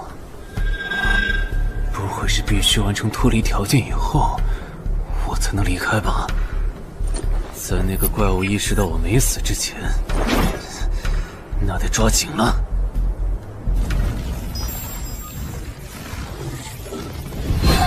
没有关闭，这个地下城的入口还没关闭。澄海先生还在战斗，他还活着。我去找尚科长。周德死在地下城里，他姐知道后一定会迁怒同期的幸存者。如果处理不当，尚科长，怎么了？慌张成这个样子？那个地下城入口没有关闭，结束的时间明明已经到了，但是他还在。怎么可能？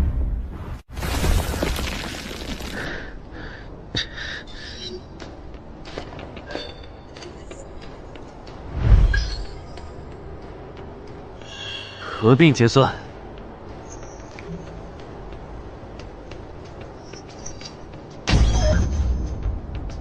原来那个亡灵骑士叫库罗德呀。不过，传奇级，坟场才5级，怎么会有这么超纲的 BOSS？ 说起来，这个地下城的 BOSS 强度这么高，以前真的有人通关过吗？尚科长，你看，尚科长，这地下城暴走后，超过关停时间仍然存在，怎么会这样呢？有2个可能：一，被卷入地下城的冒险者完成了通关任务，但却没有完成脱离任务；二，地下城升级。一定是第一种，一定是。不可能的，坟场很早以前就已经被世界冒险者协会定义为几乎无法被攻略级的地下城了。相比有人通关，我更相信是地下城内部发生了什么变化，导致地下城升级。有人出来了！是澄海先生，真的是他！哎呀，你们都在啊！担心死我了！可因为我的原因，没能坟场竟然真的被他打通关了。一辈子的。那么严重吗？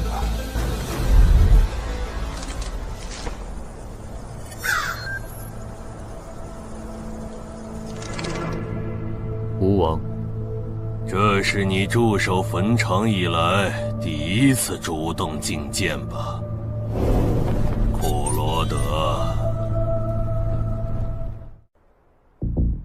你知不知道，就在刚刚，你成为了全球首个通关坟场的冒险者。首通？我？对，你要火了。坟场这个地下城虽然等级很低，但是在冒险者圈子里很有名气。你首通的经历应该会吸引到很多资本和散人工会的招揽，当然也包括官方。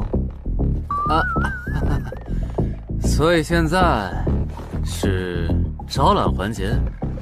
是的，你在女妖之森和坟场的表现已经充分证明了你的潜力。像你这样的超级新人，整个冥省1年下来也不会超过10个。作为云霄市地下城负责人的我，当然不可能错过。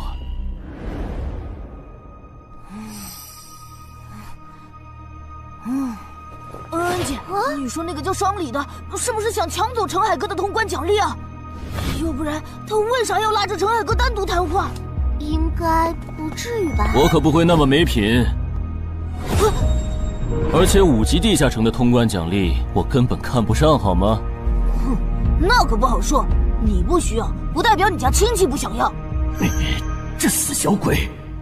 啊，别乱说。我们在里面聊的久，是因为在谈加入冒险者协会以后的待遇问题。不是吧，陈海哥，你要当公务员？哈哈，感觉你好像对冒险者协会意见蛮大的。那倒没有，我就是觉得像陈海哥你这样强的人，完全可以像王自健那样自立门户，没必要受协会的规章制度束缚。王自健是谁？是不死冒险者里的男主。不会吧？你明明是个冒险者，竟然没看过这个吗？我是冒险者，和我看这书有什么必要联系吗？这个死小鬼！要不要告诉他们，这本书其实是我写的？你是陈亥？你真的是不死冒险者的作者陈亥？不会吧，不会吧，不会吧！如假包换，不信的话，我可以给你看我写到一半的《不死的冒险者2》的小说原稿。真的吗？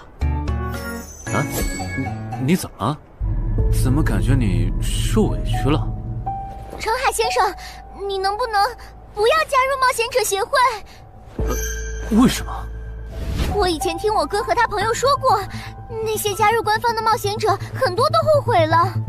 你哥有说是什么原因吗？没有，但我还记得他们谈话时的表情非常的严肃，甚至还发生了激烈的争吵。这样吗？我会慎重考虑的，谢谢你为我考虑这么多。不，我才应该道谢。那个杀千刀的对我弟弟见死不救，你还把他放进来？双李，你是不是成了云霄市的负责人以后飘了，忘了自己是怎么上位的了？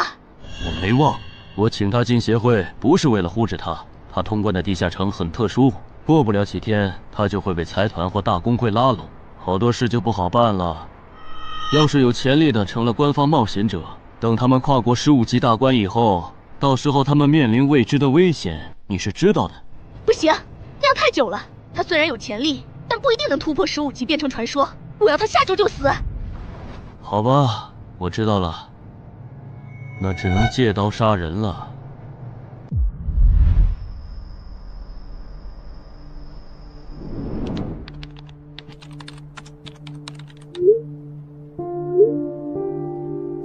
坟场，这个地下城的情报不是早就挖无可挖了吗？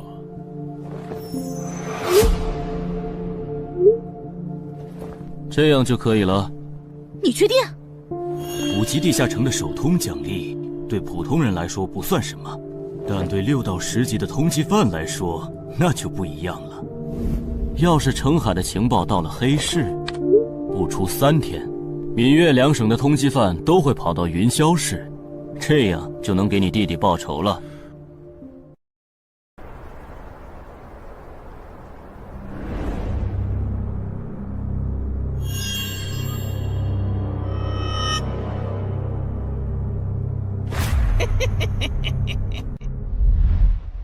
我的个人信息要3天后才能录入官方的冒险者系统吗？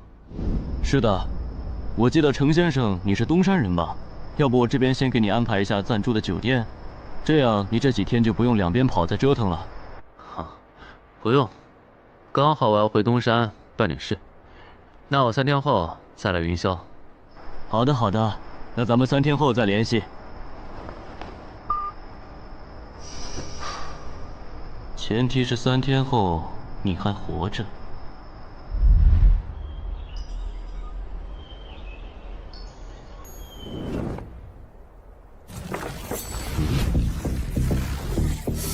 几天没见，怎么感觉这个地下城入口变得更大了？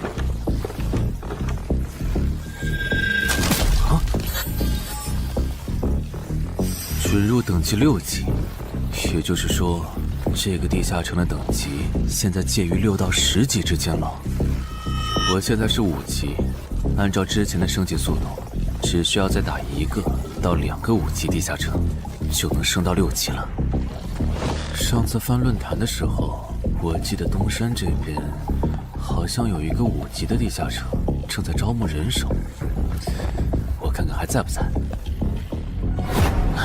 好耶，还在。你好，请问你们的招募条件是？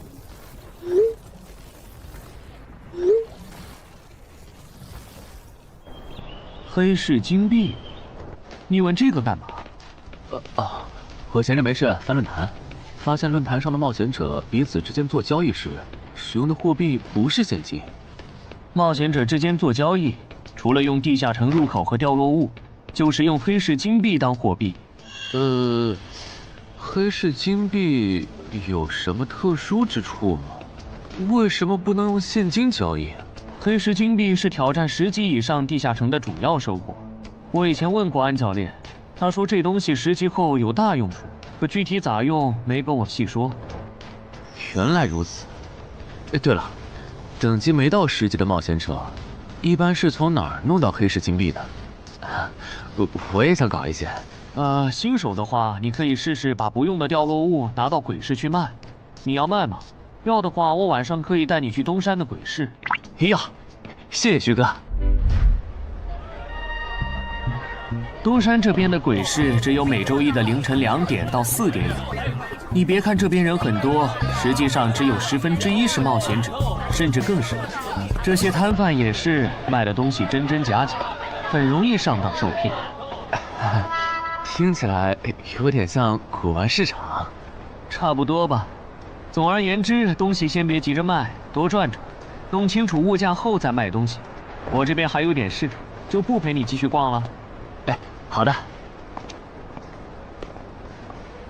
看不出他这人还怪好的。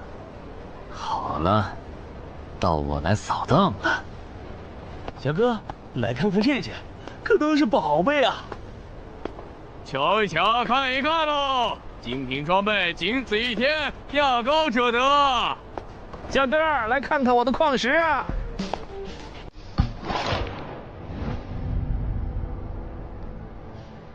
看他求购的内容，这个人想要攻略的地下城，该不会是女妖之僧吧？这位小哥，你有我要的东西吗？如果是对付女妖的话，口琴和长剑应该可以。哈，有啊。你打算以什么价格收？我得先看看货，货好，价格都好说。要看货，你得等我半个小时，我回家拿去。那你得快点，如果在这期间有别人卖我要的东西了，我可就不收了。哼，知道了，都在这里了。这个口琴确实可以吸引女妖，我可以给你6枚黑市金币。Nice。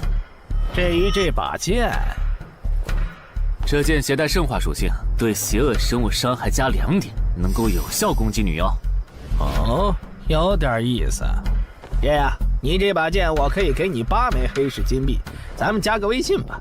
之后我这边如果再有需要，交易起来也方便。好啊。加好了。慢走啊！转大发了。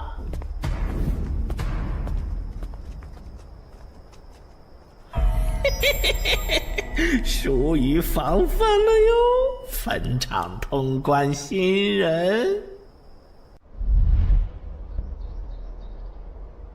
唉，都过去1个多小时了，那个叫四海为家的怎么还没来？算了，不等了。各位新老朋友，大家好，我是5级哥布林地穴地下城的入口拥有者搬砖小 C。我左手边这位是协会冒险者林女士。哟，本次攻略已在官方备案，大家可以不用担心秃鹫的问题。这边的3位大叔和我组队过3次，是实力和人品都很过硬的老手。这小子怎么每次都这么磨叽？然后是本次行动的金主，目前还是普通人的王老板。大家好，鄙人姓王，是东山地产的经营者。最后是新朋友，爱写作的东山市民和今天也很闲鱼呢，他们都是3级以上，可以胜任后援工作。大家好。怎么这些人都喜欢在公园集合呀？上次的师傅秃鹫事件后，我都快对公园有心理阴影。大家都互相认识了，接下来请随我前往哥布林地穴的入口所在地吧。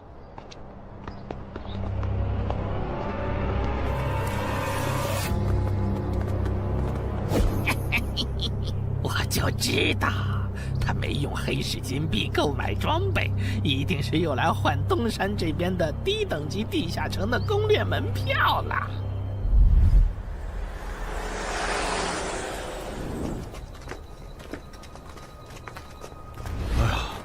那个还要走多久啊？啊，快了，入口就在前面。小三，这入口你是怎么发现的？这也太偏了。不是我发现的，是本地的一位驴友发现，然后卖给我的。真的假的？这年头还有发现地下城入口以后自己不攻略，反而拿去换钱的傻子？因为哥布林地穴对新手来说太难了，当时发现这个入口的驴友不止1个，但最后完成脱离任务活下来的就只剩下1个人了。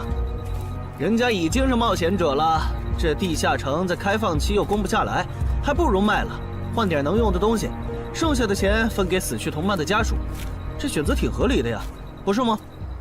合理是合理，但我觉得事情应该没那么简单。喂，你这人真是的，咱们都合作好几次了，你还怀疑我？到了，形状、颜色、大小完全一致。没错，这个就是5级的地下城，风险评估过了，可以进。讨厌，这一下你放心了吧？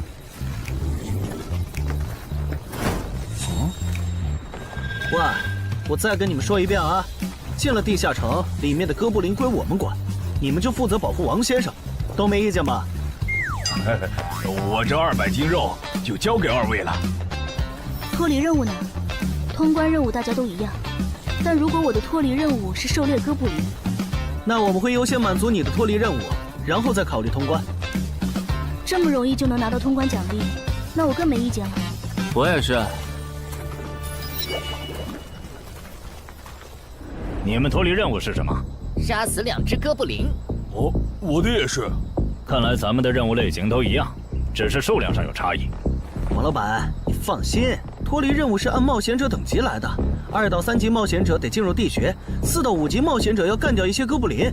你是新手，只要找到哥布林地穴就行，很简单的。原来如此，怪不得我和他的任务不一样。哎，大家听我说，考虑到东山市民和咸鱼小姐的工作是保护王老板，所以等下遇到哥布林，优先让给他们完成脱离任务，没问题吧？没问题。那好，咱们出发。只用交手就行了，感觉也不难呐。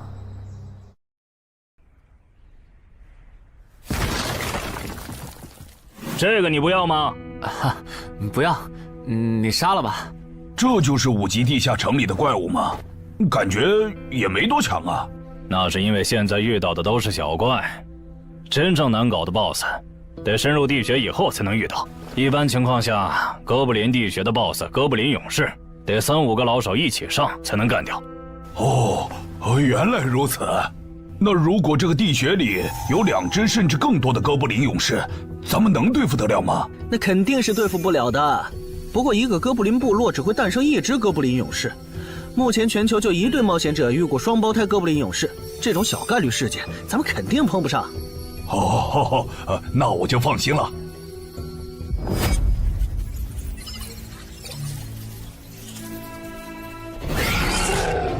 速战速决，别让他们逃回去报信。明白。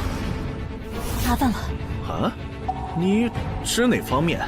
从我们踏入地穴到现在，已经遭遇了4波哥布林。很明显，这地下城的小怪数量多得不正常，我们可能中大奖了。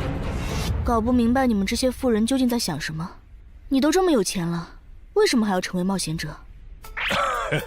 说来惭愧，鄙人成为冒险者主要是为了减肥。减肥？等等，减肥和成为冒险者有什么必然联系吗？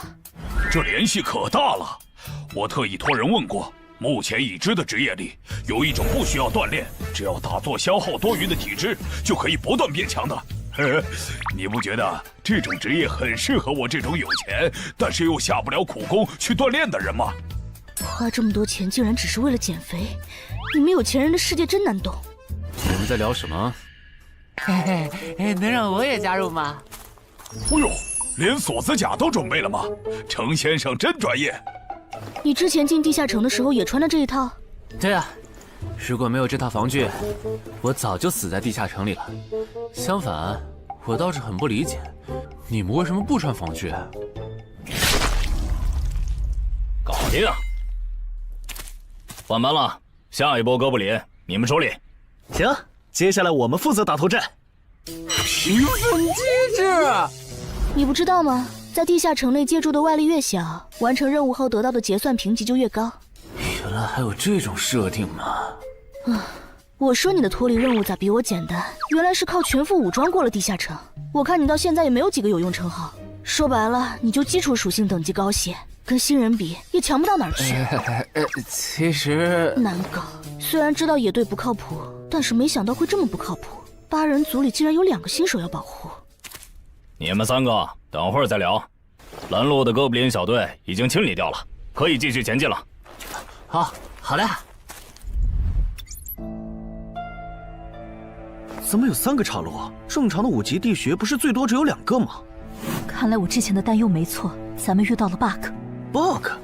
这是还不能透露给大众的地下城情报。平均每50个低等级地下城就会有一次实际挑战难度比当前等级高，甚至高很多的特殊情况，也就是 bug。bug 主要分3种情况，第一种是小怪数量的提升，第2种是 BOSS 数量的提升，第3种是 BOSS 强度的提升。比如我们现在遇到的，按照他这个说法，就很接近第1种。我之前经历的地下城，好像多多少少都有点问题。请问，出现 bug 的地下城，结算奖励会比平时多吗？这个要看地下城的实际攻略难度提升了多少。听说运气好，能出14、15级冒险者都眼馋的宝贝。所以，我们如果继续深入，可能会遭遇更多的哥布林。是的。听起来有点危险呢。要不这次就算了，咱们回去吧。反正我也成为冒险者了。不能回。这个地穴的哥布林数量虽然变多了，但 BOSS 的强度没变化呀。我们只要把 BOSS 解决了不就行了？只要速战速决，在大多数哥布林发现我们之前，找到并杀死这个地下城的 BOSS， 其实和正常通关没多大区别。BOSS 的强度没变化，只是你的猜测。要是 BOSS 强度大幅提高，无法快速击杀，等他的援兵一来，咱恐怕就得被困死在这地下城了。所以就要放弃啊？这点风险都不肯担，那还不如尽早转职当后勤算了。这是一点风险，情报不足就去挑战等级比自己高的地下城，简直就是找死。那个，要不这样好了，咱们举手表决，想要继续的留下，想退出的就原路返回。这主意行，2不耽误。来去自如，这你满意了吧？现在开始举手表决，要留下的举手。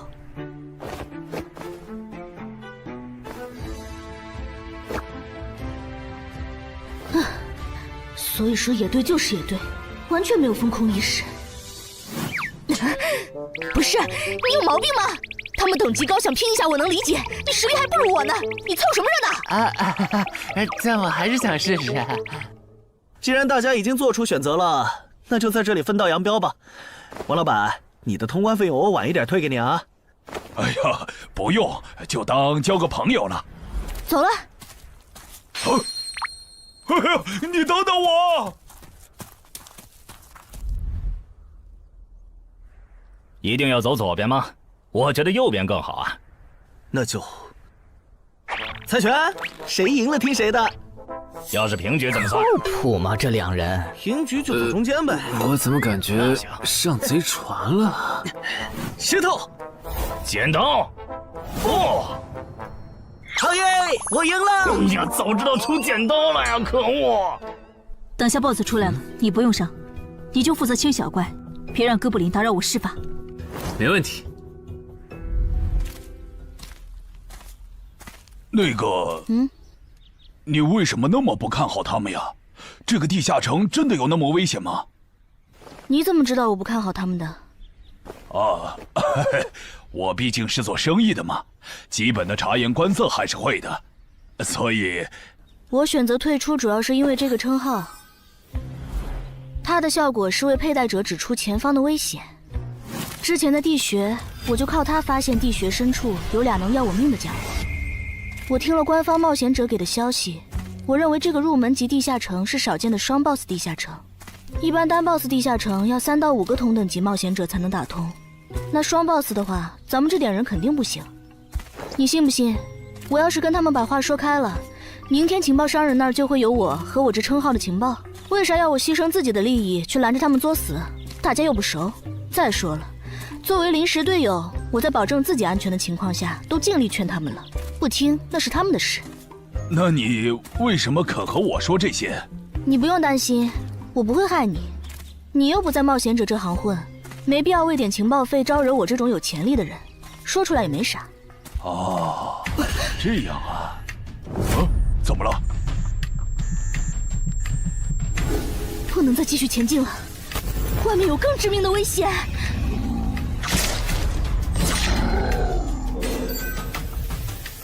2级速能法术，烈焰爆！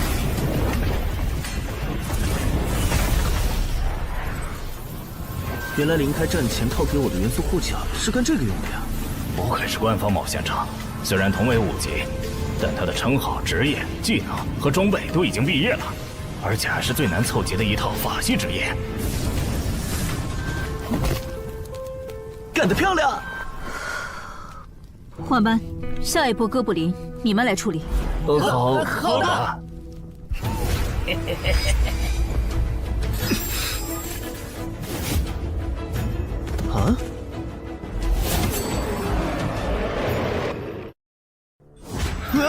你们看，那是不是 BOSS 啊？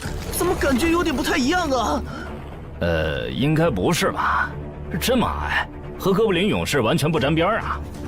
等等，这是，大家小心，这确实是 BOSS， 只不过不是哥布林勇士，是哥布林萨满。给我冲！大家速战速决，在哥布林勇士出现以前结束战斗，不然我们就危险了。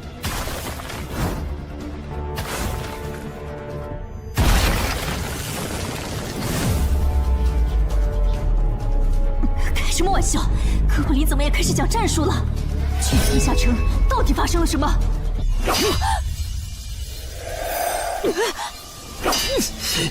快走，我来会会这家伙。林那边好像遇到麻烦了，你们出个人去帮忙。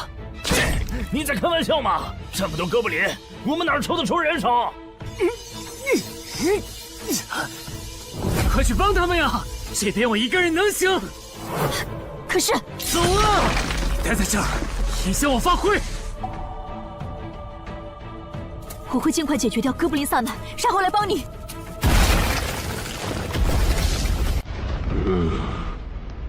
可不，现在没人能打扰我们了。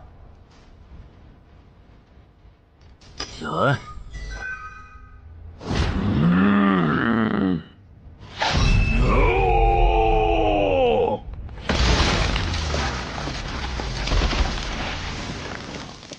这个 BOSS 力量惊人，但太笨拙了。就算不用一步一杀，我应该也能躲过他的大部分攻击。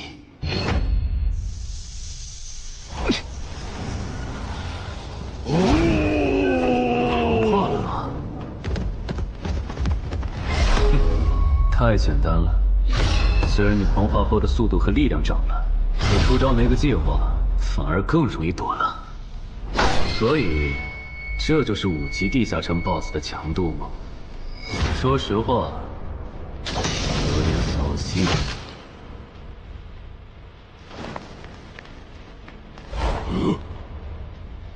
你这种程度，连当我的开胃前菜都不配。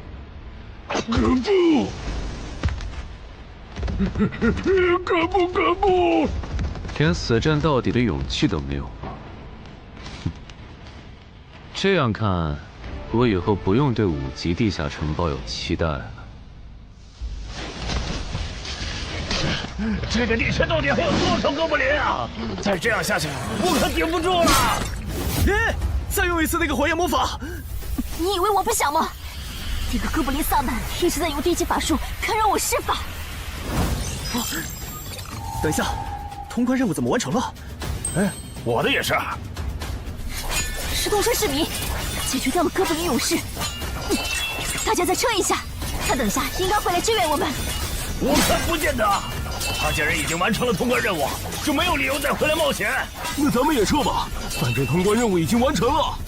不行，如果我们不能一鼓作气杀死哥布林萨满，那撤退的路上我们会被他们耗到死的。您说的对，现在还不能撤，大家顶住！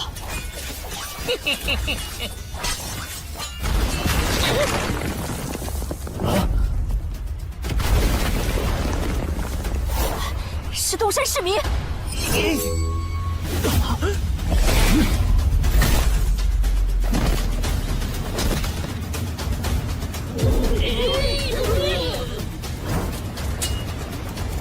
你从哪儿找来的大佬啊？双 BOSS 地下城就被他一个人打穿了？不是我找的。关于我的事情，麻烦大家帮忙保守秘密啊！明白。你这种有潜力的新人，容易被人盯上，等级没升上去前，确实不能太张扬。理解万岁。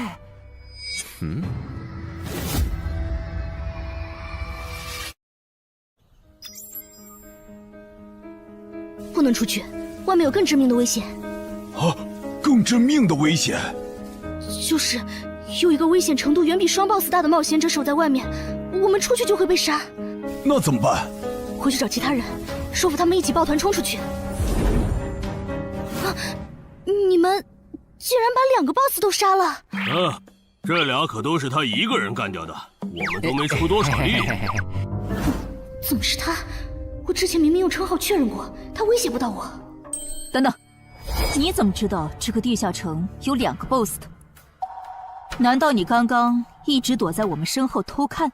那倒没有，在你们遇到 BOSS 以前，我们就已经走到出口了。之所以知道这个地下城里有2个 BOSS， 是因为我的这个称号，他能帮我找出前面对我有威胁的存在。我就是靠他才知道这地下城有俩 BOSS 的。不是吧？你有这么好用的称号，你之前不提醒我们？我是没有直接提醒，但我有劝过你们不要继续深入地穴吧。那你为什么又折返回来？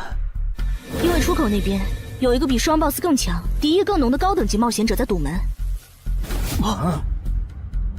外面有高等级冒险者在堵门，你确定？确定。先是地下城难度超标，再是高等级冒险者堵门，可疑的地方太多了。说，是不是你搞的鬼？不是我，不信咱们签单项契约确认。等等，堵门的高等级冒险者，不会是那个爽约没来的四海为家吧？那个，我想问一下，你的称号可以预知危险，那如果我对你流露出杀意，你能判断我和堵门的人谁更强吗？能。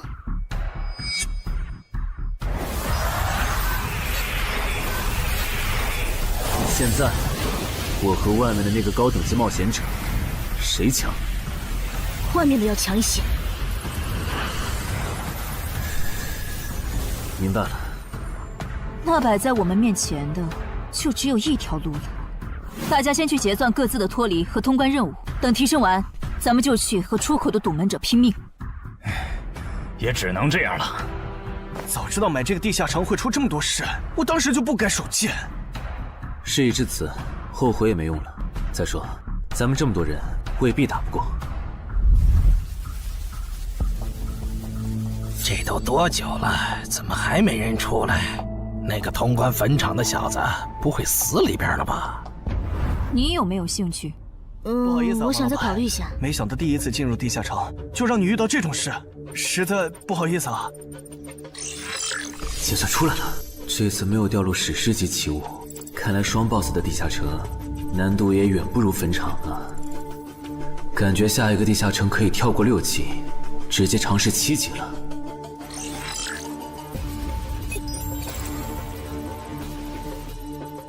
不算置死地而后生的话，能在一会的战斗中派上用场的，应该就只有扮猪吃老虎、奇迹生还者与传奇过招、自适应、暗行艺术和守护者。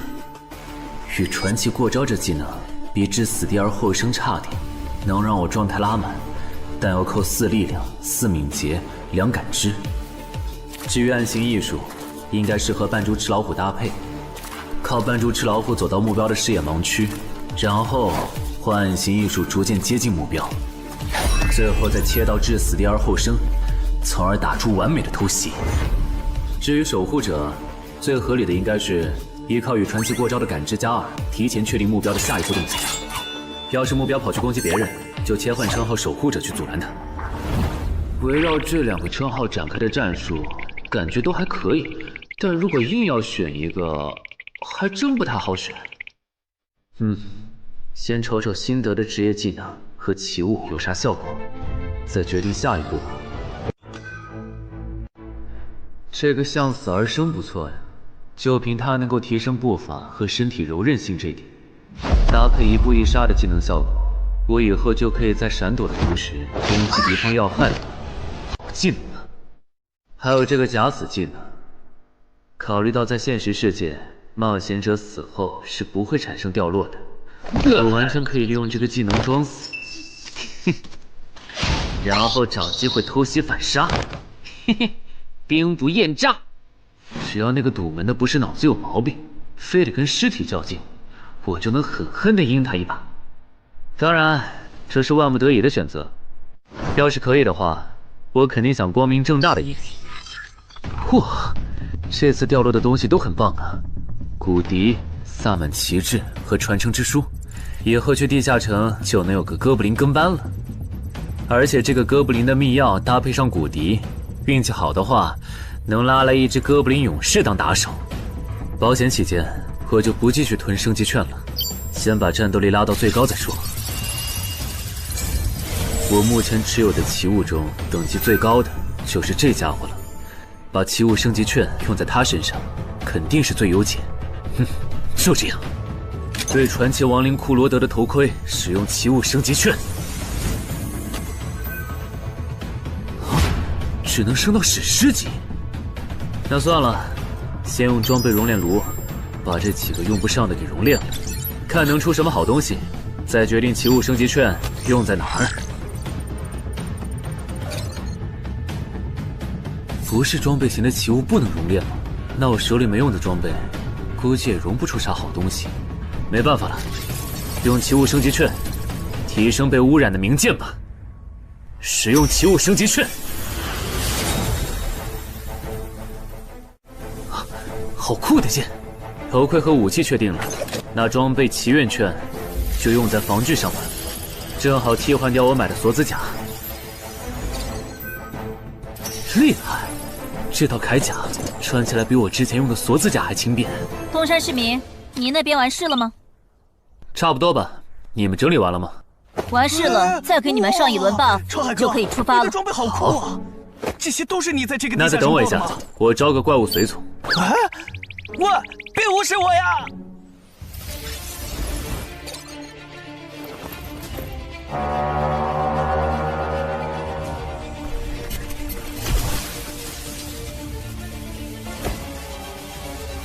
哥布林，你招个这样的怪物随从，没什么意义吧？这小东西连半个战力都算不上，不帮倒忙就不错了。别急，我还没完事呢。接着，喝了它。干部。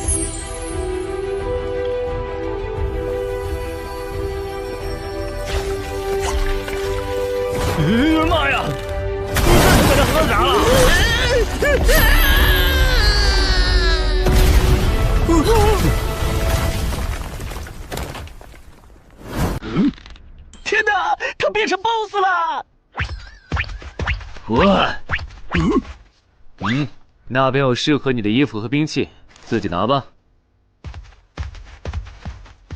你的随从不会失控吧？毕竟是 BOSS 级别的哥布林。不知道，不过你可以让他用称号看看这只哥布林对我们有没有敌意。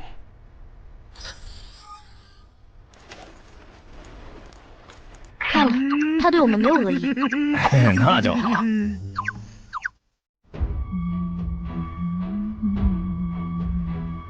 法师护甲以及属性强化，胸之坚韧。好厉害，体质竟然加强了2点。属性增益只有1个小时。法师护甲能给没穿护甲的地方加点防护，虽说比不上你身上这套的防护力，不过有总比没有强。我呢？好耶！你没事吧？没事，休息一会儿就好。嘿嘿，终于出来了！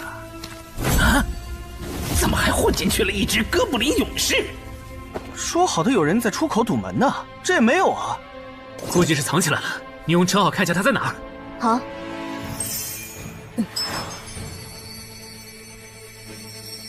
啊，找到了，他躲在1点钟方向最粗的那棵树后面。大家小心，他在入口前面放了很多捕兽夹，注意别踩到了。捕兽夹？哪里有捕兽夹？有探查类的称号吗？真是够讨厌的。原来是他，这么一来就全明白了。女妖之森刚通关，他不去那儿的黑市买通关物资，却来东山碰运气，肯定有猫腻。知道我在东山的没几个人，团队领袖跟我签了保密协议，肯定不是他。那个戴眼镜的护士也不太可能，所以是商里。还是徐茂？这个人好像有点眼熟啊！等等，你是高成勇？对方很有名吗？何止有名，他可是明广一带最臭名昭著的通缉犯。别看他只有7级，死在他手上的冒险者，光是已确认的就有上100号人了。他不光是想抢别人的通关掉落，还想刷出针对人类的称号，说不定现在已经刷出过量杀戮人类这个称号了。看来你很了解我吧？是协会的官方冒险者吗？果然，他已经刷出了那个称号。这样吧，我们做个交易，那小子留下，你带其他人走。这条件可以啊，要不咱们……别信他！协会的档案里，高成勇有放过目标然后再猎杀的记录。要是你们真的信了他的瞎话，等他干掉陈海，再用追踪手段把你们一个个找出来，你们连还手的机会都没有。没错，虽然他嘴上说放过我们，但对我们的恶意一直没有降低。他在说谎。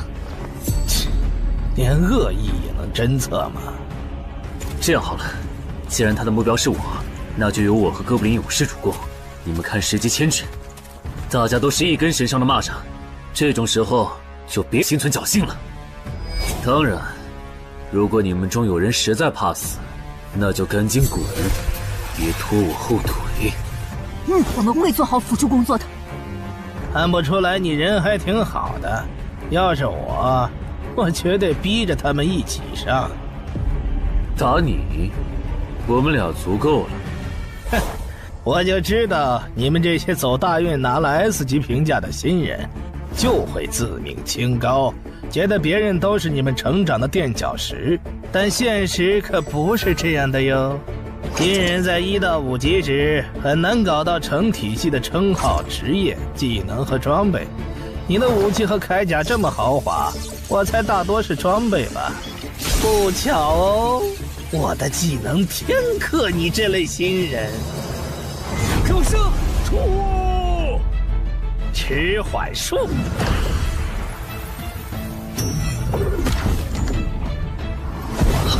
速度变慢了。这一晃，迟缓术可不只是速度变慢而已。遇到使用长镰这种冷门兵器的我，被上了迟缓术的我，也根本接不住你的招。你是这么想的吧？遗憾。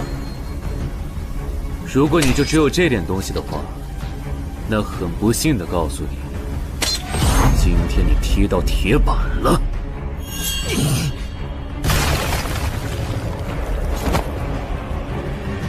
开什么玩笑！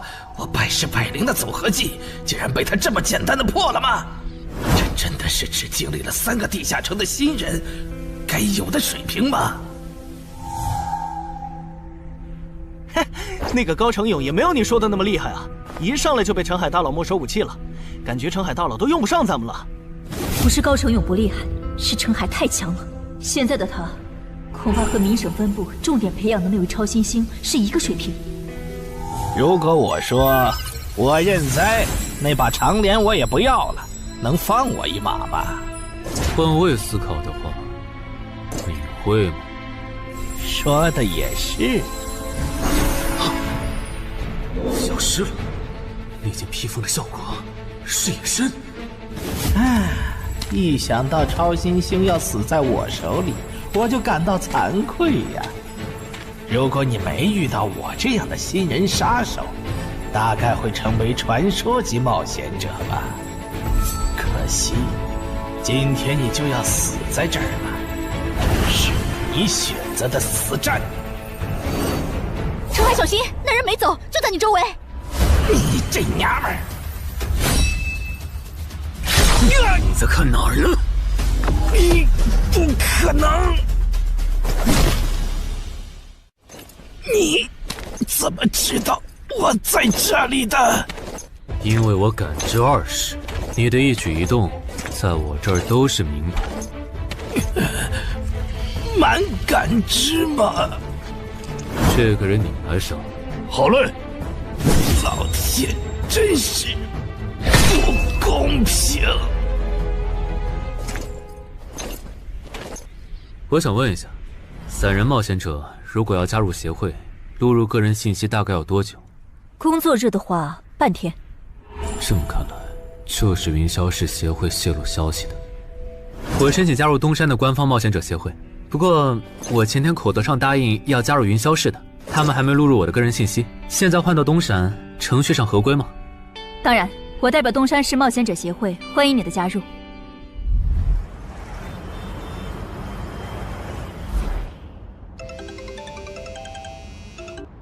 喂，我考虑了一下，还是决定不成为云霄市的官方冒险者了。为什么？你的个人信息明天就能录入进系统了，怎么又变卦了？哈，因为我刚刚除掉了一个 A 级通缉犯，叫高成勇。东山的冒险者协会知道后，邀请我成为本地的官方冒险者。这样嘛，也挺好，成为家乡的官方冒险者，做事会更方便一些。对，我也是这样想的。那我挂了。以后常联系。废物，都是废物！你那边说完了？说完了。哎，你怎么还没走？因为林姐也邀请我加入东山的冒险者协会了，等下要和你一起录入个人信息。这样啊？说实在的，你也被协会邀请加入，我都有点怀疑官方冒险者头衔的含金量了。我不就是在地下城的时候嘴了你几句吗？至于这么阴阳怪气吗？小心眼！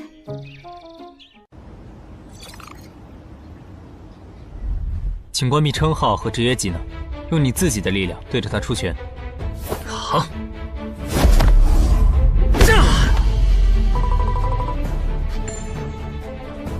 不愧是官方，测技出属性的工具比变身馆的强太多了。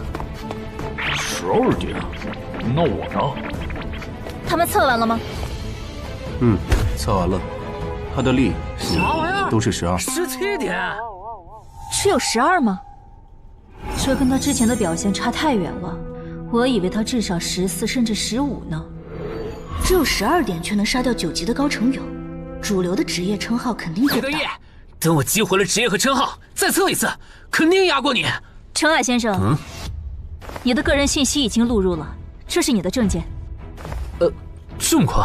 特事特办，你可是以一己之力打穿了双 BOSS 地下城，还单枪匹马完胜高成勇。另外，6到10级官方冒险者每年得通关2次协会指定的同级地下城，不然就得从攻略组调走去情报或资源采集组，把时间花在身体塑造和实战训练上。半年通关1个地下城就行。没问题。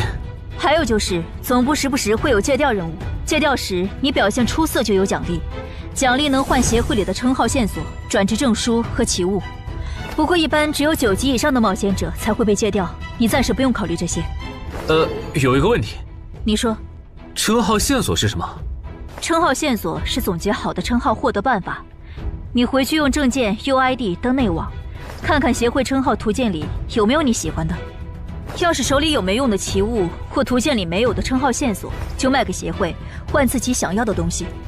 了解。对了，你打算什么时候遣散你的随从？啊？不能在这边养吗？我这只哥布林骨笛是随机召唤哥布林啊，送回去的话，下次召来的可能就不是这只了，那我不就亏了一瓶秘药吗？这你不用担心，除非你的哥布林勇士在那边的世界战死，或者你打算随机召唤别的哥布林。原来如此。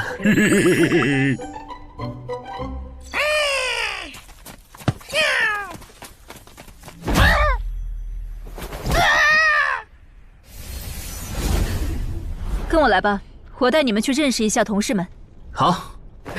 大佬好，我叫梁家坤，是东山这边的冒险者候补，目前的力、米分别是。哎，你别每次见到厉害点的冒险者，都跟报菜名似的，把自己的力米数值甩出来啊，这样很得罪人的。哎，有什么关系嘛？我的数值总不可能比澄海大佬的还高吧？不，你的就是比他高。你是东山这边的入口管理者？在东山专家级地下城没打通前，干不了入口管理者的活。好，所以入口管理者另有其人是吧？那他没来是因为在攻略东山这边的专家级地下城？那倒没有，他没来是因为在处理昨天突然涌入东山的通缉犯。据说好像是因为东山市出现了坟场的通关者，那些人都是奔着他来的。哈哈，这样吗？坟场那个老手坟墓啊，哟，那可是出了名的 bug 级地下城，能产出奇物升级券。啊！你们这样看我干什么？我说错话了吗？你还没意识到吗？意识到什么？那个，我就是坟场的通关者。什么？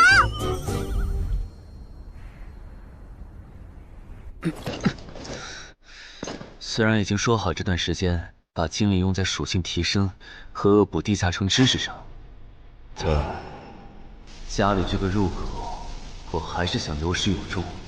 一个人单刷的，我全力以赴的时候，大概相当于10级，完成脱离任务应该也没什么难度吧？感觉也没怎么变。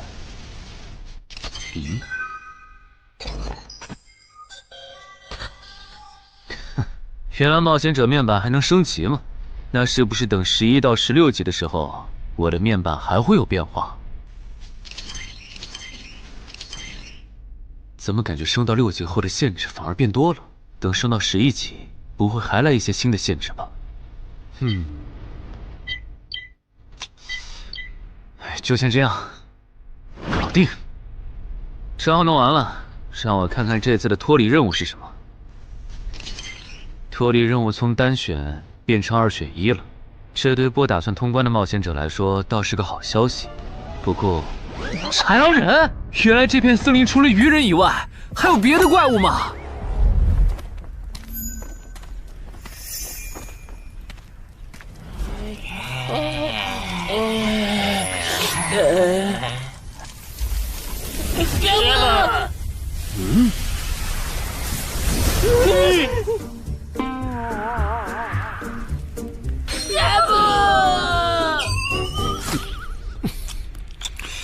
所以在你看来，那些豺狼人阴险狡诈，并且还特别喜欢欺负弱小，是吗？没错没错，就是这样。这不就一群森林恶霸吗？嘿嘿，答对了。那这一次就不做和豺狼人有关的轮换任务了，先找到潮汐鱼人的孵化池，然后试试能不能通关。好了，我要问的问完了，你可以回去了。什么？我不要！你不想回去？是的。好吧，你留下来也行。好耶，好耶！但我先说好，这个地下城的挑战等级是7级，你悠着点。放心吧，我很强的。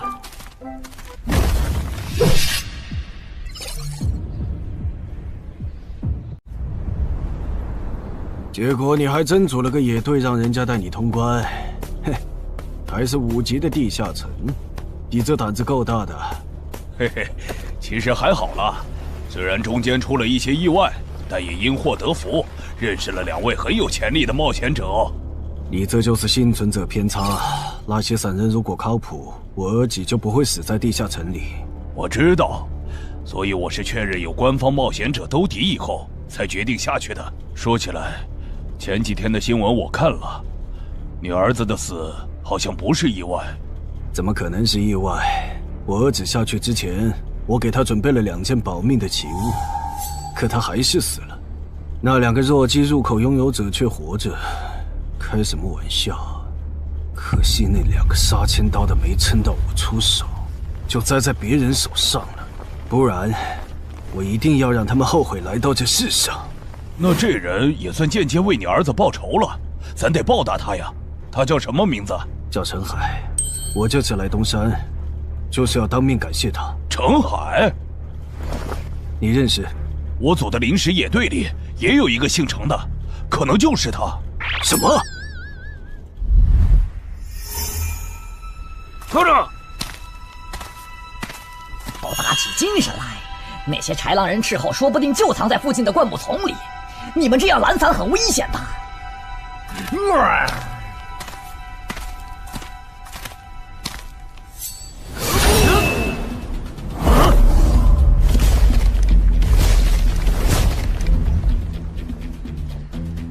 话说，你会说他们的语言吗？当然，需要我帮忙翻译吗？先不，我有一个能在这种场合上派上用场的奇物，如果它不好用，我再找你。你们的孵化池在哪儿？告诉我，我可以留你们一。你以为我会出卖我的族群吗？绿皮傻大个的小跟班儿！中你们就杀了我！队长死了，别得意，领军大人会为我们报仇的，咕噜。在湖底有一个水下洞穴，穿过洞穴会抵达一个天然的地下洞窟，我们的孵化池就在那里。你叛徒，咕噜！这只留他一命，挂树上，之后咱们去找湖。你跑那么远干什么？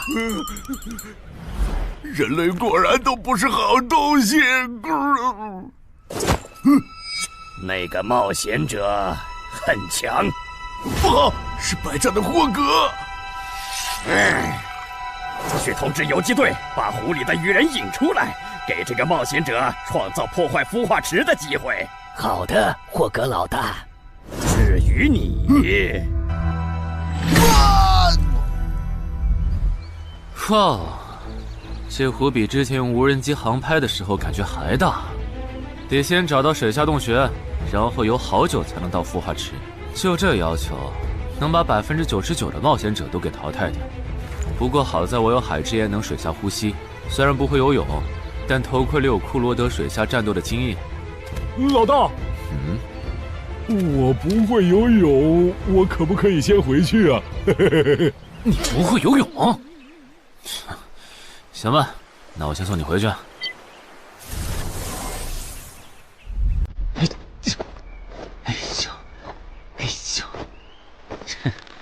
好了，热身完毕，那出发了。果然，依靠海之炎和库罗德的头盔，就算是我这种旱鸭子，在水里畅游，那还不是小菜一碟。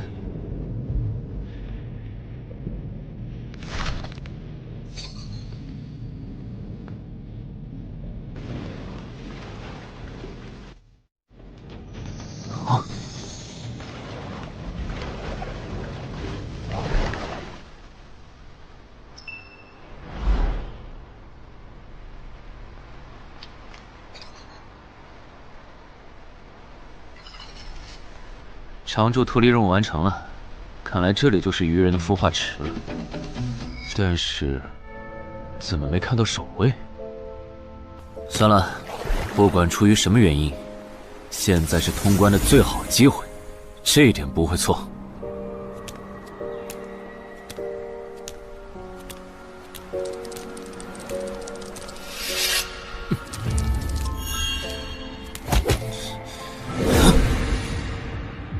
就一个咕噜，有点不够分呐，咕噜。都过去这么久了，竟然还有不知死活的笨蛋想要捣毁孵化池，咕噜。是啊，不过没想到的是，这次来的竟然不是豺狼人，而是人类啊，咕噜。原来守卫一直藏在上面吗？1对4，他们应该不会给我穿装备的时间，用至死地而后生，速战速决吧。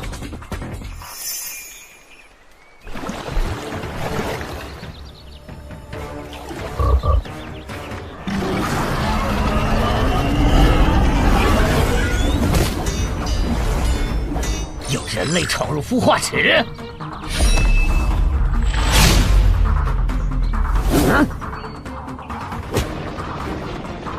霍格老大，鱼人撤了，应该是湖里的鱼人哨兵发现那个人类冒险者了。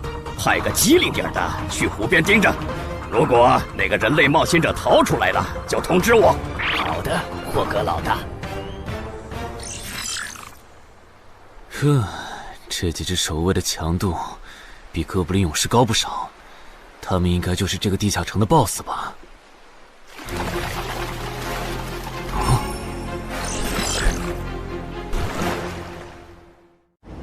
6到10级这个阶段的地下城 BOSS， 通常可以划分为团队增益型和个体高战型2类。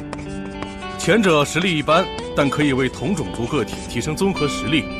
独狼面对这种类型的 BOSS， 几乎很难靠一己之力通关。每次上我的课，你不是翘课就是打哈欠，怎么？我的课有那么无聊吗？但你今天讲的内容之前不是讲过吗？你要是说点11级以后的常识，我说不定会认真听。你以为我喜欢讲这些？还不是因为你们这些莽夫 ！CJ 的超新星不自大，不单人去调高等级地下城，就不会被 BOSS 弄死。公司也不会把我临时叫过来跟你们突击补课了。什么？顺治死了？是啊，你这几天没上论坛吗？大家都吵翻天了，说他的死浪费了 CJ 对他的投资。哼，这我还真不知道，到底怎么回事？你快和我说说。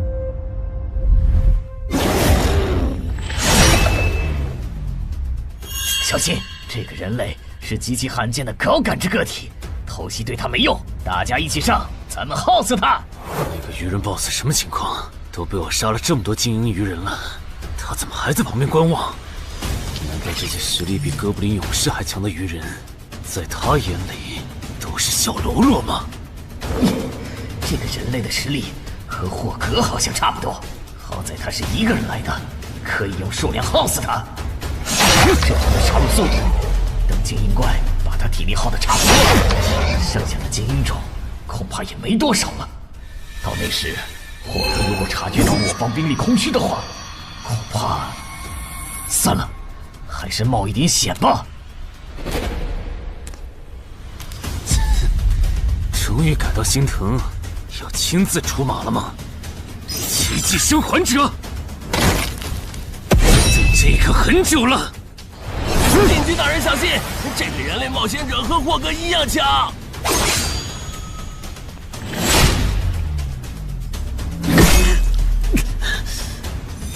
很好。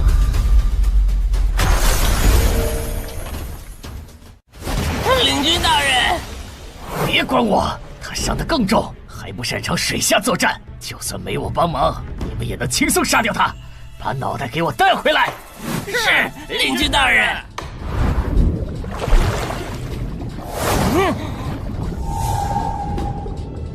那个人类不是重伤了吗？他咋能这么快逃到这儿，还迅速干掉鱼人哨兵的？他是被人潜到身后，然后一招毙命的。那个人类很擅长水下作战，所以领军大人的判断可能是错的。什么？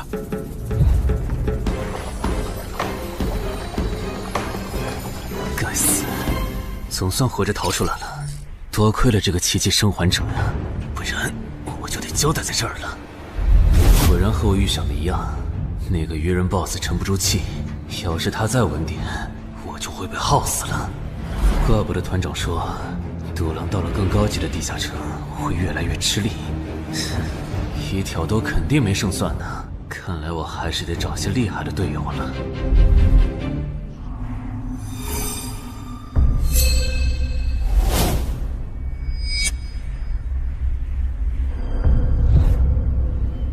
那个人类冒险者活着回来了，他现在是什么状态？我不敢靠得太近，怕被发现，但可以确定他伤得很重。嘿嘿，重伤的冒险者嘛。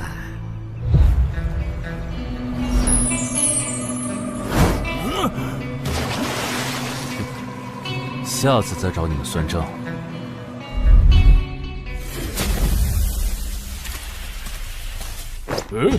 已经结束了。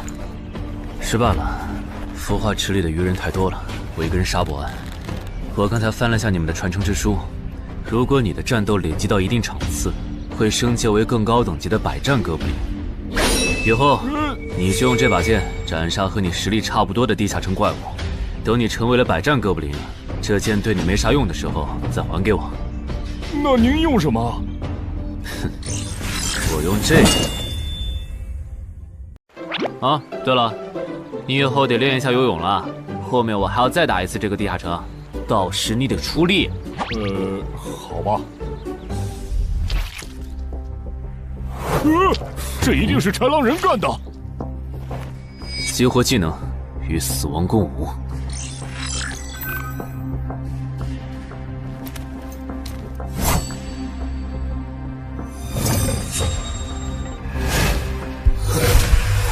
用脚破阵，好快！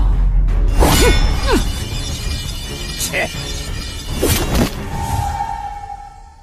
豺狼人！还好为了以防万一，把感知拉到20，不然刚才这只豺狼人就得手了。切！这个人类不是受重伤了吗？可他刚才的动作根本就不是重伤之人能做出来的。他不会是在钓鱼吧？他跑了！不一定是逃跑，也可能是在示弱，引诱我们过去。那咱们还追吗？如果追过去的话，感觉很可能会进了他们的包围圈。算了，不追了。等找到足够强的队友，做了充分的准备以后，咱们再回来和他算账。好的。哎呀，没想到6到10级的地下城的难度会比5级的高那么多。下次得提前掌握好情报再去通关，不然风险确实太大了。是任务结算呢。哼，说起来，这一次我虽然没有通关，但宰了那么多鱼人，怎么说也该有个 A 吧。水产过敏怎么了？不对，你怎么知道我水产过敏的？还有啊，我是人，你给我一袋动物口粮是什么意思啊？就算他吃不完，这会难吃。什么？他加入东山的冒险者协会了！你给我站住！你当初是怎么信誓旦旦的跟我说他死定了的？连高成勇都栽在他手上了，我能怎么办？听你这意思，我弟弟的仇你是不打算管了呗？哼，也是，你已经靠我爷爷成了云霄市入口管理人，上了岸的你哪能冒着被革职的风险对隔壁市的超新星下黑手呀？我真是看错你了，早知道爷爷当初留下来的资源就该用在周德身上。干什么？转手我爷爷留下来的遗物啊！我弟弟死了你不帮忙，那我就把你想要的遗物给能给我报仇的外人了。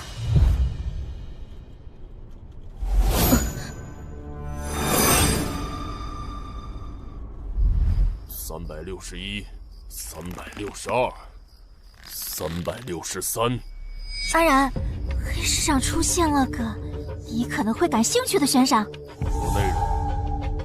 有人用传说级冒险者的遗物作为奖品，悬赏东山市某位超新星的命。徐茂又惹到谁了？不是徐茂，但这个人咱们都认识。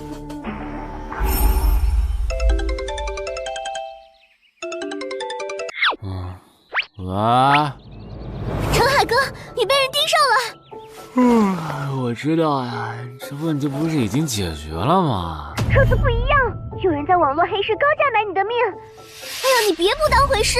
发出这则悬赏的人出价很离谱。我哥说，如果不是你救过我，他说不定也要分一杯羹。具体怎么回事？你再详细说一下。就是我哥他们在网络黑市上看到。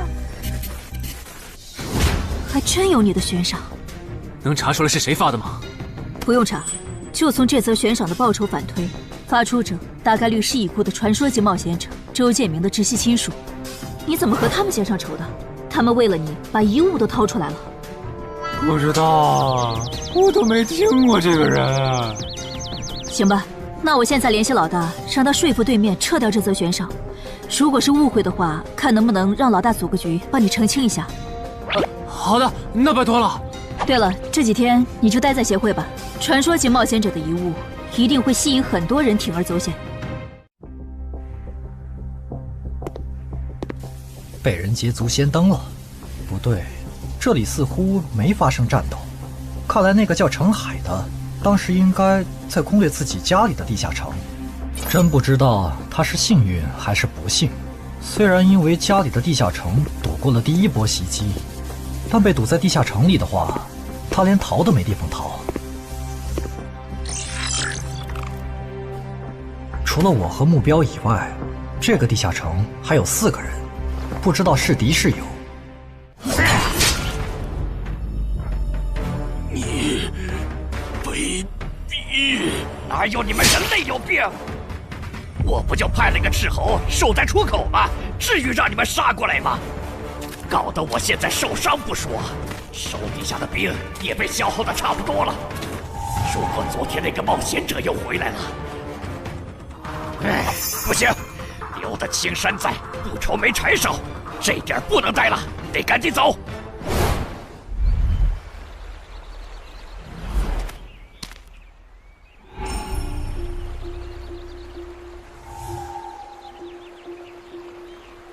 3个猎人，也就是说，目标那边顶多只有1个同伴吗？这么看的话，这个游戏变得更有意思了。安教练，你找我？对，程海被悬赏的事，你知道吧？知道。那正好，你给程海打个电话，如果他不知道自己被悬赏了，随便挑个6到10级地下城，邀请他和你一起打。剩下的不用我说，知道该怎么做吧？徐茂打过来的，肯定因为悬赏的事。不知道他是来提醒我的，还是来试探我的。哎呀，算了，还是不接了。反正家里地下城入口这次肯定是暴露了，要是之后问起来，我就说在攻略家里的地下城。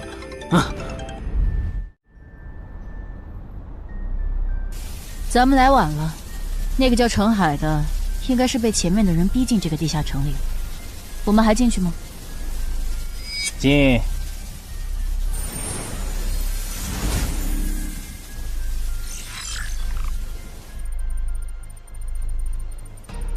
又进来2个人。等等，这个轮换脱离任务怎么变得无法完成了？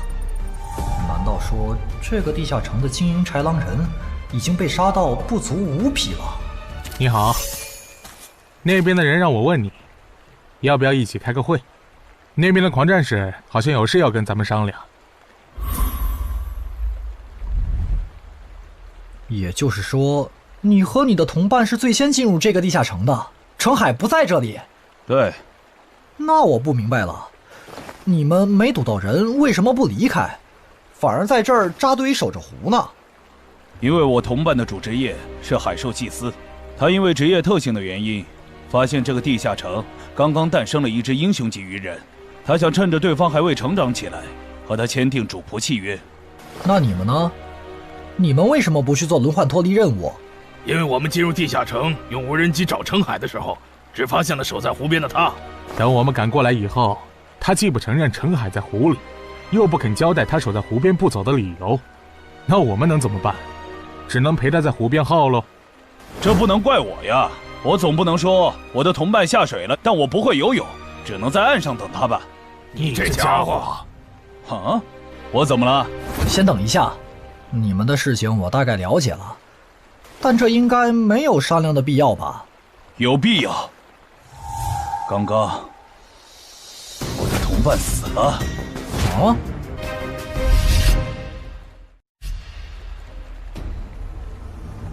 力量涌上来了。这样的食物外面有很多吗？除了偶尔出现的人类冒险者，附近的森林里还有一批豺狼人。很好，把他们带过来。现在恐怕不行，因为昨天和今天的冒险者已经把我们的兵力削弱到无法和豺狼人抗衡了。那需要多久？50个日升和日落。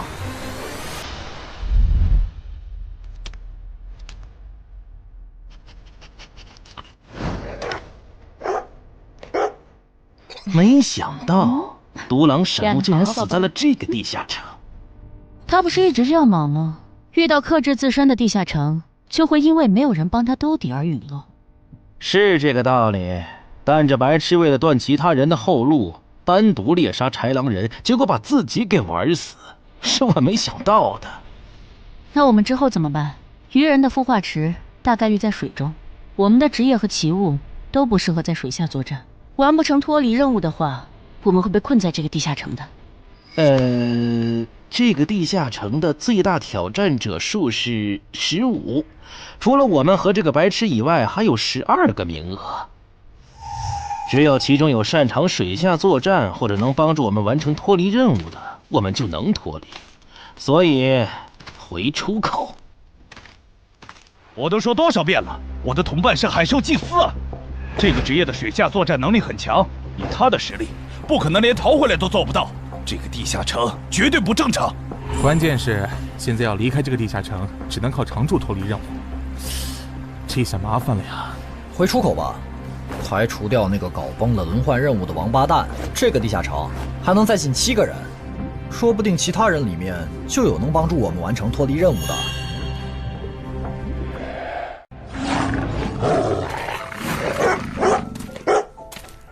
刺杀者王二，他不是去月省了吗？怎么会出现在这里？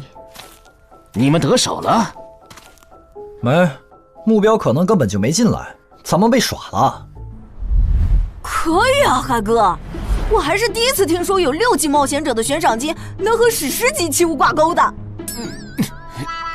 这又不是什么值得骄傲的事，而且不管从哪个角度看，官方冒险者被公开悬赏这件事都太奇怪了吧？你这么一说，倒确实是。虽然冒险者适用的法律和普通人不太一样，但官方冒险者被公开悬赏这种事，我也是第一次见。因为悬赏的发起人很特殊，他是已故传说级冒险者周建明的孙女，而周建明就死在天门入口翻船事件中。好痛啊！上吧！所以，战死在天门的周建明的后人才会继承遗物，拥有诸多特权。对，又因为周建明的孙子死在了坟场，而你又救出了2个本不可能活着的一般市民，堵死了他弟弟的生路，所以周建明的孙女才会迁怒于你，想要你死的。照你这说法，我们的矛盾岂不是化解不开了？那倒不至于，老大已经约了米省负责人，也就是周建明的旧友，还有发布者，一起谈这件事情了。快的话，下午就能谈出个结果了。我们没来晚吧？没，刚刚好。那就好。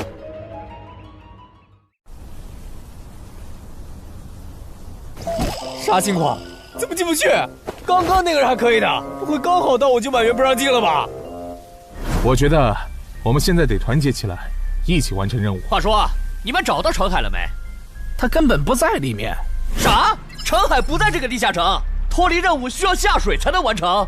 对，本来轮换任务不用下水的，现在任务推进不了，只能等入口翻转以后再进去了。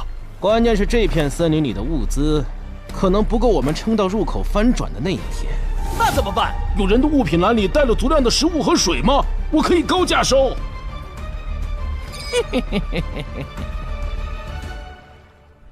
本来也没抱多少希望，不过没想到连刺杀者王二那样的高手都被困在这个地下城里。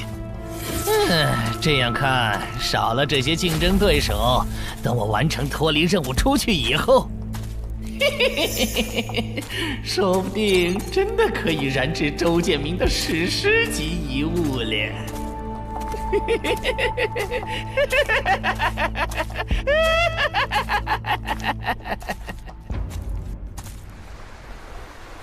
什么？有远方的鱼人部落派使者来拜访我们？是的，对方自称是寇涛鱼人的大祭司。大祭司？吞噬者大人，要和他见一面吗？见，不过以防万一，把放出去的鱼人都叫回来吧。寇涛鱼人嘛，我还真挺想知道他是怎么找到我这里的。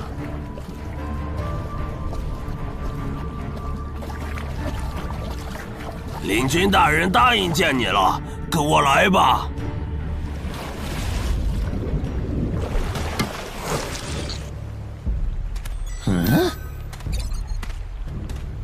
这就完成脱离任务了，真是得来全不费工夫。你在看什么？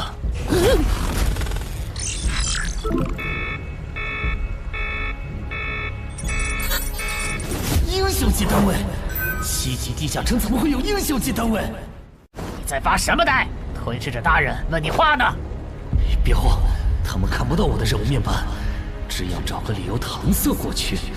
理由，有了！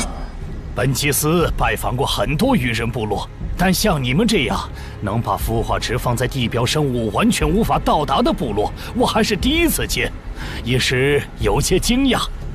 这样啊，那不怪你，毕竟不是哪一只鱼人都能找到这样的风水宝地。嘿嘿，不对，他有问题。天赋不会说谎，打他出现在我视野里的那一刻开始，我的天赋就一直在提醒我，吃掉他，我还能再升一级。我的天赋是不会对同种族的鱼人同胞生效的，他根本就不是鱼人。如果不是那个叫程海的圣母心泛滥，我弟弟才是最有可能完成脱离的人。官方冒险者应急预案操作手册第4条，被卷入生存类地下城翻转拉人事件，需优先帮助弱势群体完成脱离任务。程海的操作完全合规，不是他的问题。但他那个时候还不是官方冒险者。周畅，你先别说话，我就问一个问题。您说，如果一切顺利，你觉得程海能成长到哪个程度？优秀的中间，独当一面的地区负责人，还是传说？以散人冒险者开局，1个月到6级，还单杀了新兴猎手高成勇。不管从哪个角度看，程海都比同期的我要强。再结合他在坟场的表现，我觉得他至少都能胜任地区负责人，甚至有望冲击传说。好，那这事儿就这么算了。我这边稍后会督促华东委托集市的负责人下掉那则悬赏。黄伯伯，差不多得了。我之前看在建明哥的面子上，一直纵容你和你弟弟，但再怎么照顾也是有限度的。我们这一边的传说种子，可不能因为你的一己私怨而夭折。程凯哥，好消息！你的悬赏被撤掉了。好呀！程海的悬赏没了，这才24小时不到吧？谁这么效率？看来只是悬赏被撤回，不是有人有事。他刚微信回我了。所以是郑仁君出面私保了吗？没想到他这么看好这个新人。黄伯伯，那则悬赏是您点头了以后我才发的，为什么那个郑仁君说几句您就改口了？他郑仁君的面子有那么大吗？如果只有东山方面的施压，我其实还能帮你扛几天。但现在是除了协会内部，还有别的方向的压力也给到了我这里。那个叫陈海的人脉比你想的要广。别打了，我知道的我都说了，给我个痛快吧。大人，已经审完了。哦，森林里有12名冒险者，实力和豺狼首领差不多。他们不擅长水下作战，不用担心会打过来。现在被困在森林里，无法撤离。森林里食物少，撑不到50天，有点意思。这位就是东山市的入口管理者邓仁君，你的事就是他出面说和的。谢谢郑哥。客气。虽然华东委托集市已经撤掉了针对你的悬赏，但保险起见，未来2个月你还是别出这栋楼了。外面指不定会有高等级通缉犯冒险来杀你，然后找悬赏发布者领赏。有道理，那我不出去了。等一下，那悬赏陈海哥的人呢？这种坏规矩的事儿，他难道就没有处罚吗？发布者毕竟是周建明的孙女，官方不太好处罚她。不过对她丈夫伤礼的处罚，过段时间会下来。她应该当不了云霄市的入口管理者了。周建明遗物的保管权现在归民省负责人黄选了。虽说所有者还是周畅，但以后交易赠与都得在黄选监督下进行，这样他就没法再给你使坏了。对了，我家有一个7级的地下城入口，距离反转还有50天。既然未来2个月我都要住在这里，那我用不上了，我选择上交。什么？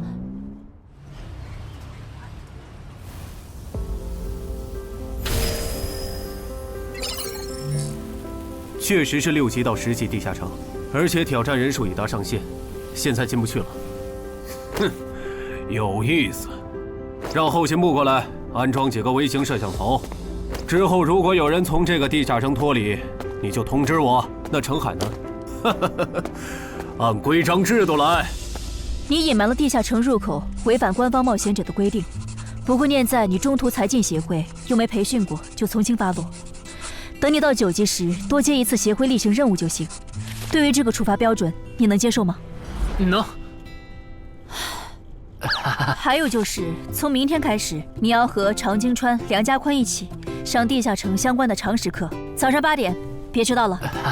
好。什么？他们还对你做了内部处罚？真过分！明明没有造成影响，而且陈海哥，你跟他们报备的时间也不算晚啊，为什么要处罚你？因为相关条例就是这样，而且他们的处罚程度也很轻。所以也还好吧。相比起来，我更担心那些进地下城的赏金猎人。我家地下城有点邪门，他们要是掉以轻心，很可能被坑死在里面。陈海哥，你人太好了，明明是他们要害你，你却还在为他们考虑。你搞错了，我只是怕他们被困在地下城，到时候导致入口翻转，连累到我。说起来，你刚才说除了东山冒险者协会和你哥哥所在的散人联合以外，还有其他人也在帮我施压。我哥哥说明省的富豪曹火旺对悬赏你的事特不满，他认为传说起冒险者后代比老弱妇孺更受保护的话，以后冒险者肯定会变成特权阶层。听说这事还惊动了华东地区的负责人，所以关于你的悬赏才会这么快被撤下来。好，那替我跟你哥哥道声歉，等风头过了，我做东，咱们一起吃个饭吧。曹火旺吗？一起吃饭。啊，小妹真是的，为了个不知道从哪儿冒出来的野小子，竟然让大哥你用掉了这些年积攒下来的人情。人家毕竟救了咱们妹妹，我这个做大哥的不能就这么看着。怎么又有电话？喂，我是曹火旺。你可能不认得我。没，我听朋友说了，是您出面施压，我的悬赏才会这么快被撤销的。你已经知道了，那我就开门见山了。您说，我儿子死在了女妖之身，我调查到那个所有者后来被你杀死了，这样看，你算是帮我儿子报了仇，所以咱们现在谁也不欠谁的，账清了。我今天给你电话是有别的事，我想以一介商人的身份和你谈一笔生意。简单点说，我和朋友都觉得你有前途，打算重点投资你。你以后要是成了地区负责人，选辖区时可以适当听取我们的建议。如果你觉得可以谈，咱们线下细聊。我是基础属性与称号常识课的客座讲师朱伟，很高兴认识大家。开始前，我想问大家一个问题：你们觉得对于新人冒险者来说，力、敏、体、智、感、魅这6种属性哪个最重要？这还用问？肯定是力量。毕竟脱离和通关任务大多需要击杀指定怪物才能完成。现在都知道，进地下城得备好防具和开刃武器，有兵器帮忙，哪怕身体弱得像软脚虾，也能击杀低等级怪物。对新人来说，力量够就成，多了那也是白搭。反倒是敏捷更能提高冒险者的生存率。这位学员说对了，在协会统计的数据中，刨除掉称号、职业和装备，对低等级冒险者的存活率和内战胜率影响最大的属性就是敏捷。敏捷影响冒险者在地下城内的存活率，这点好理解。但冒险者之间的内战为什么也是敏捷占主导？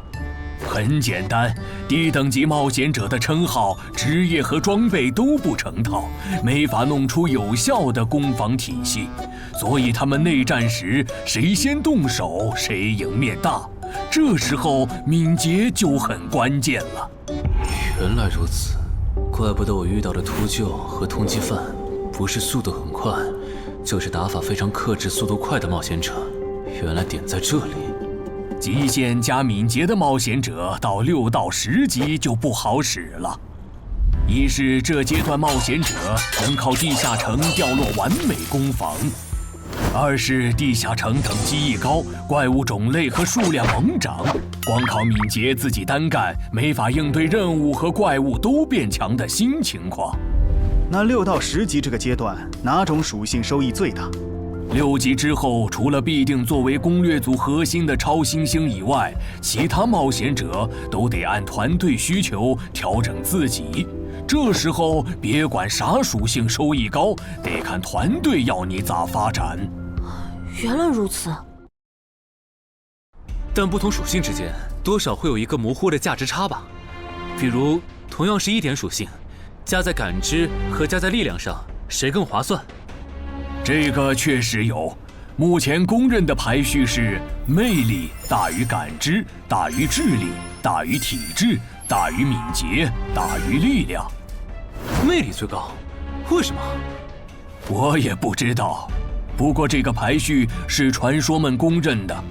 作为金字塔最顶层的冒险者，他们的判断必定有其缘由。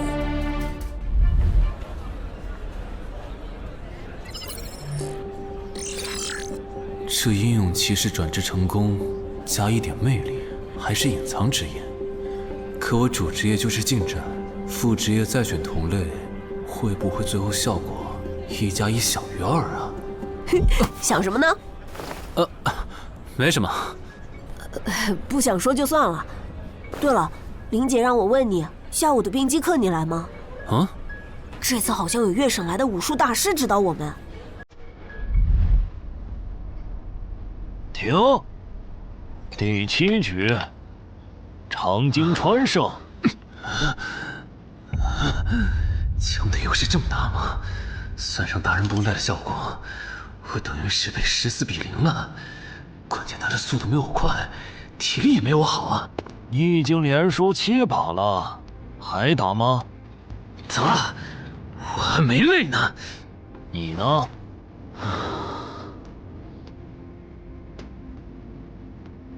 打。好，休息3分钟，然后继续。怎么感觉不用称号和职业技能的陈海哥表现还不如我？你说的没错，他做了个基础身体塑造，就去女妖之3了。靠着地下城和坟场暴走事件，成了华东新星。要是光论基本功，他确实比不上你。啊，这样吗？哼，不过作为冰姬的门外汉，他的表现已经足够出色了。他现在已经能一步步跟上常青川的节奏，我估计5局之后，他应该就会开始赢了。停，第8局，常青川胜。开什么玩笑？这才10局不到，他就变得比梁家坤强了。他的智力到底有多高？感觉不是打法的问题，如果我的爆发力再强一点，刚才那一局说不定能赢。陈海，啊，下一局你用称号和职业技能吧。你确定？确定。我想更直观地感受我和超新星的差距。常青川亮称号了。什么？他们好像要来真的。行吧，老爷爷，您往旁边站一点，我怕待会儿打起来会碰到您。不用顾及我。好吧，那我尽量快点结束。置死地而后生，看起来好像是增加爆发力的称号。我准备好了，你先攻吗？不用。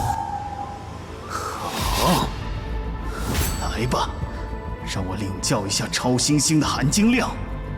那你不要眨眼哦，现在的我可比之前快多了。好快，我出手更快。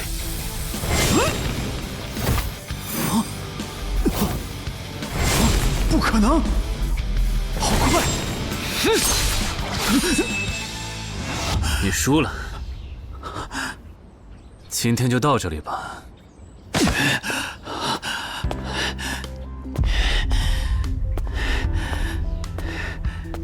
喂，我完事了，换班换班。我和他的差距原来这么大吗？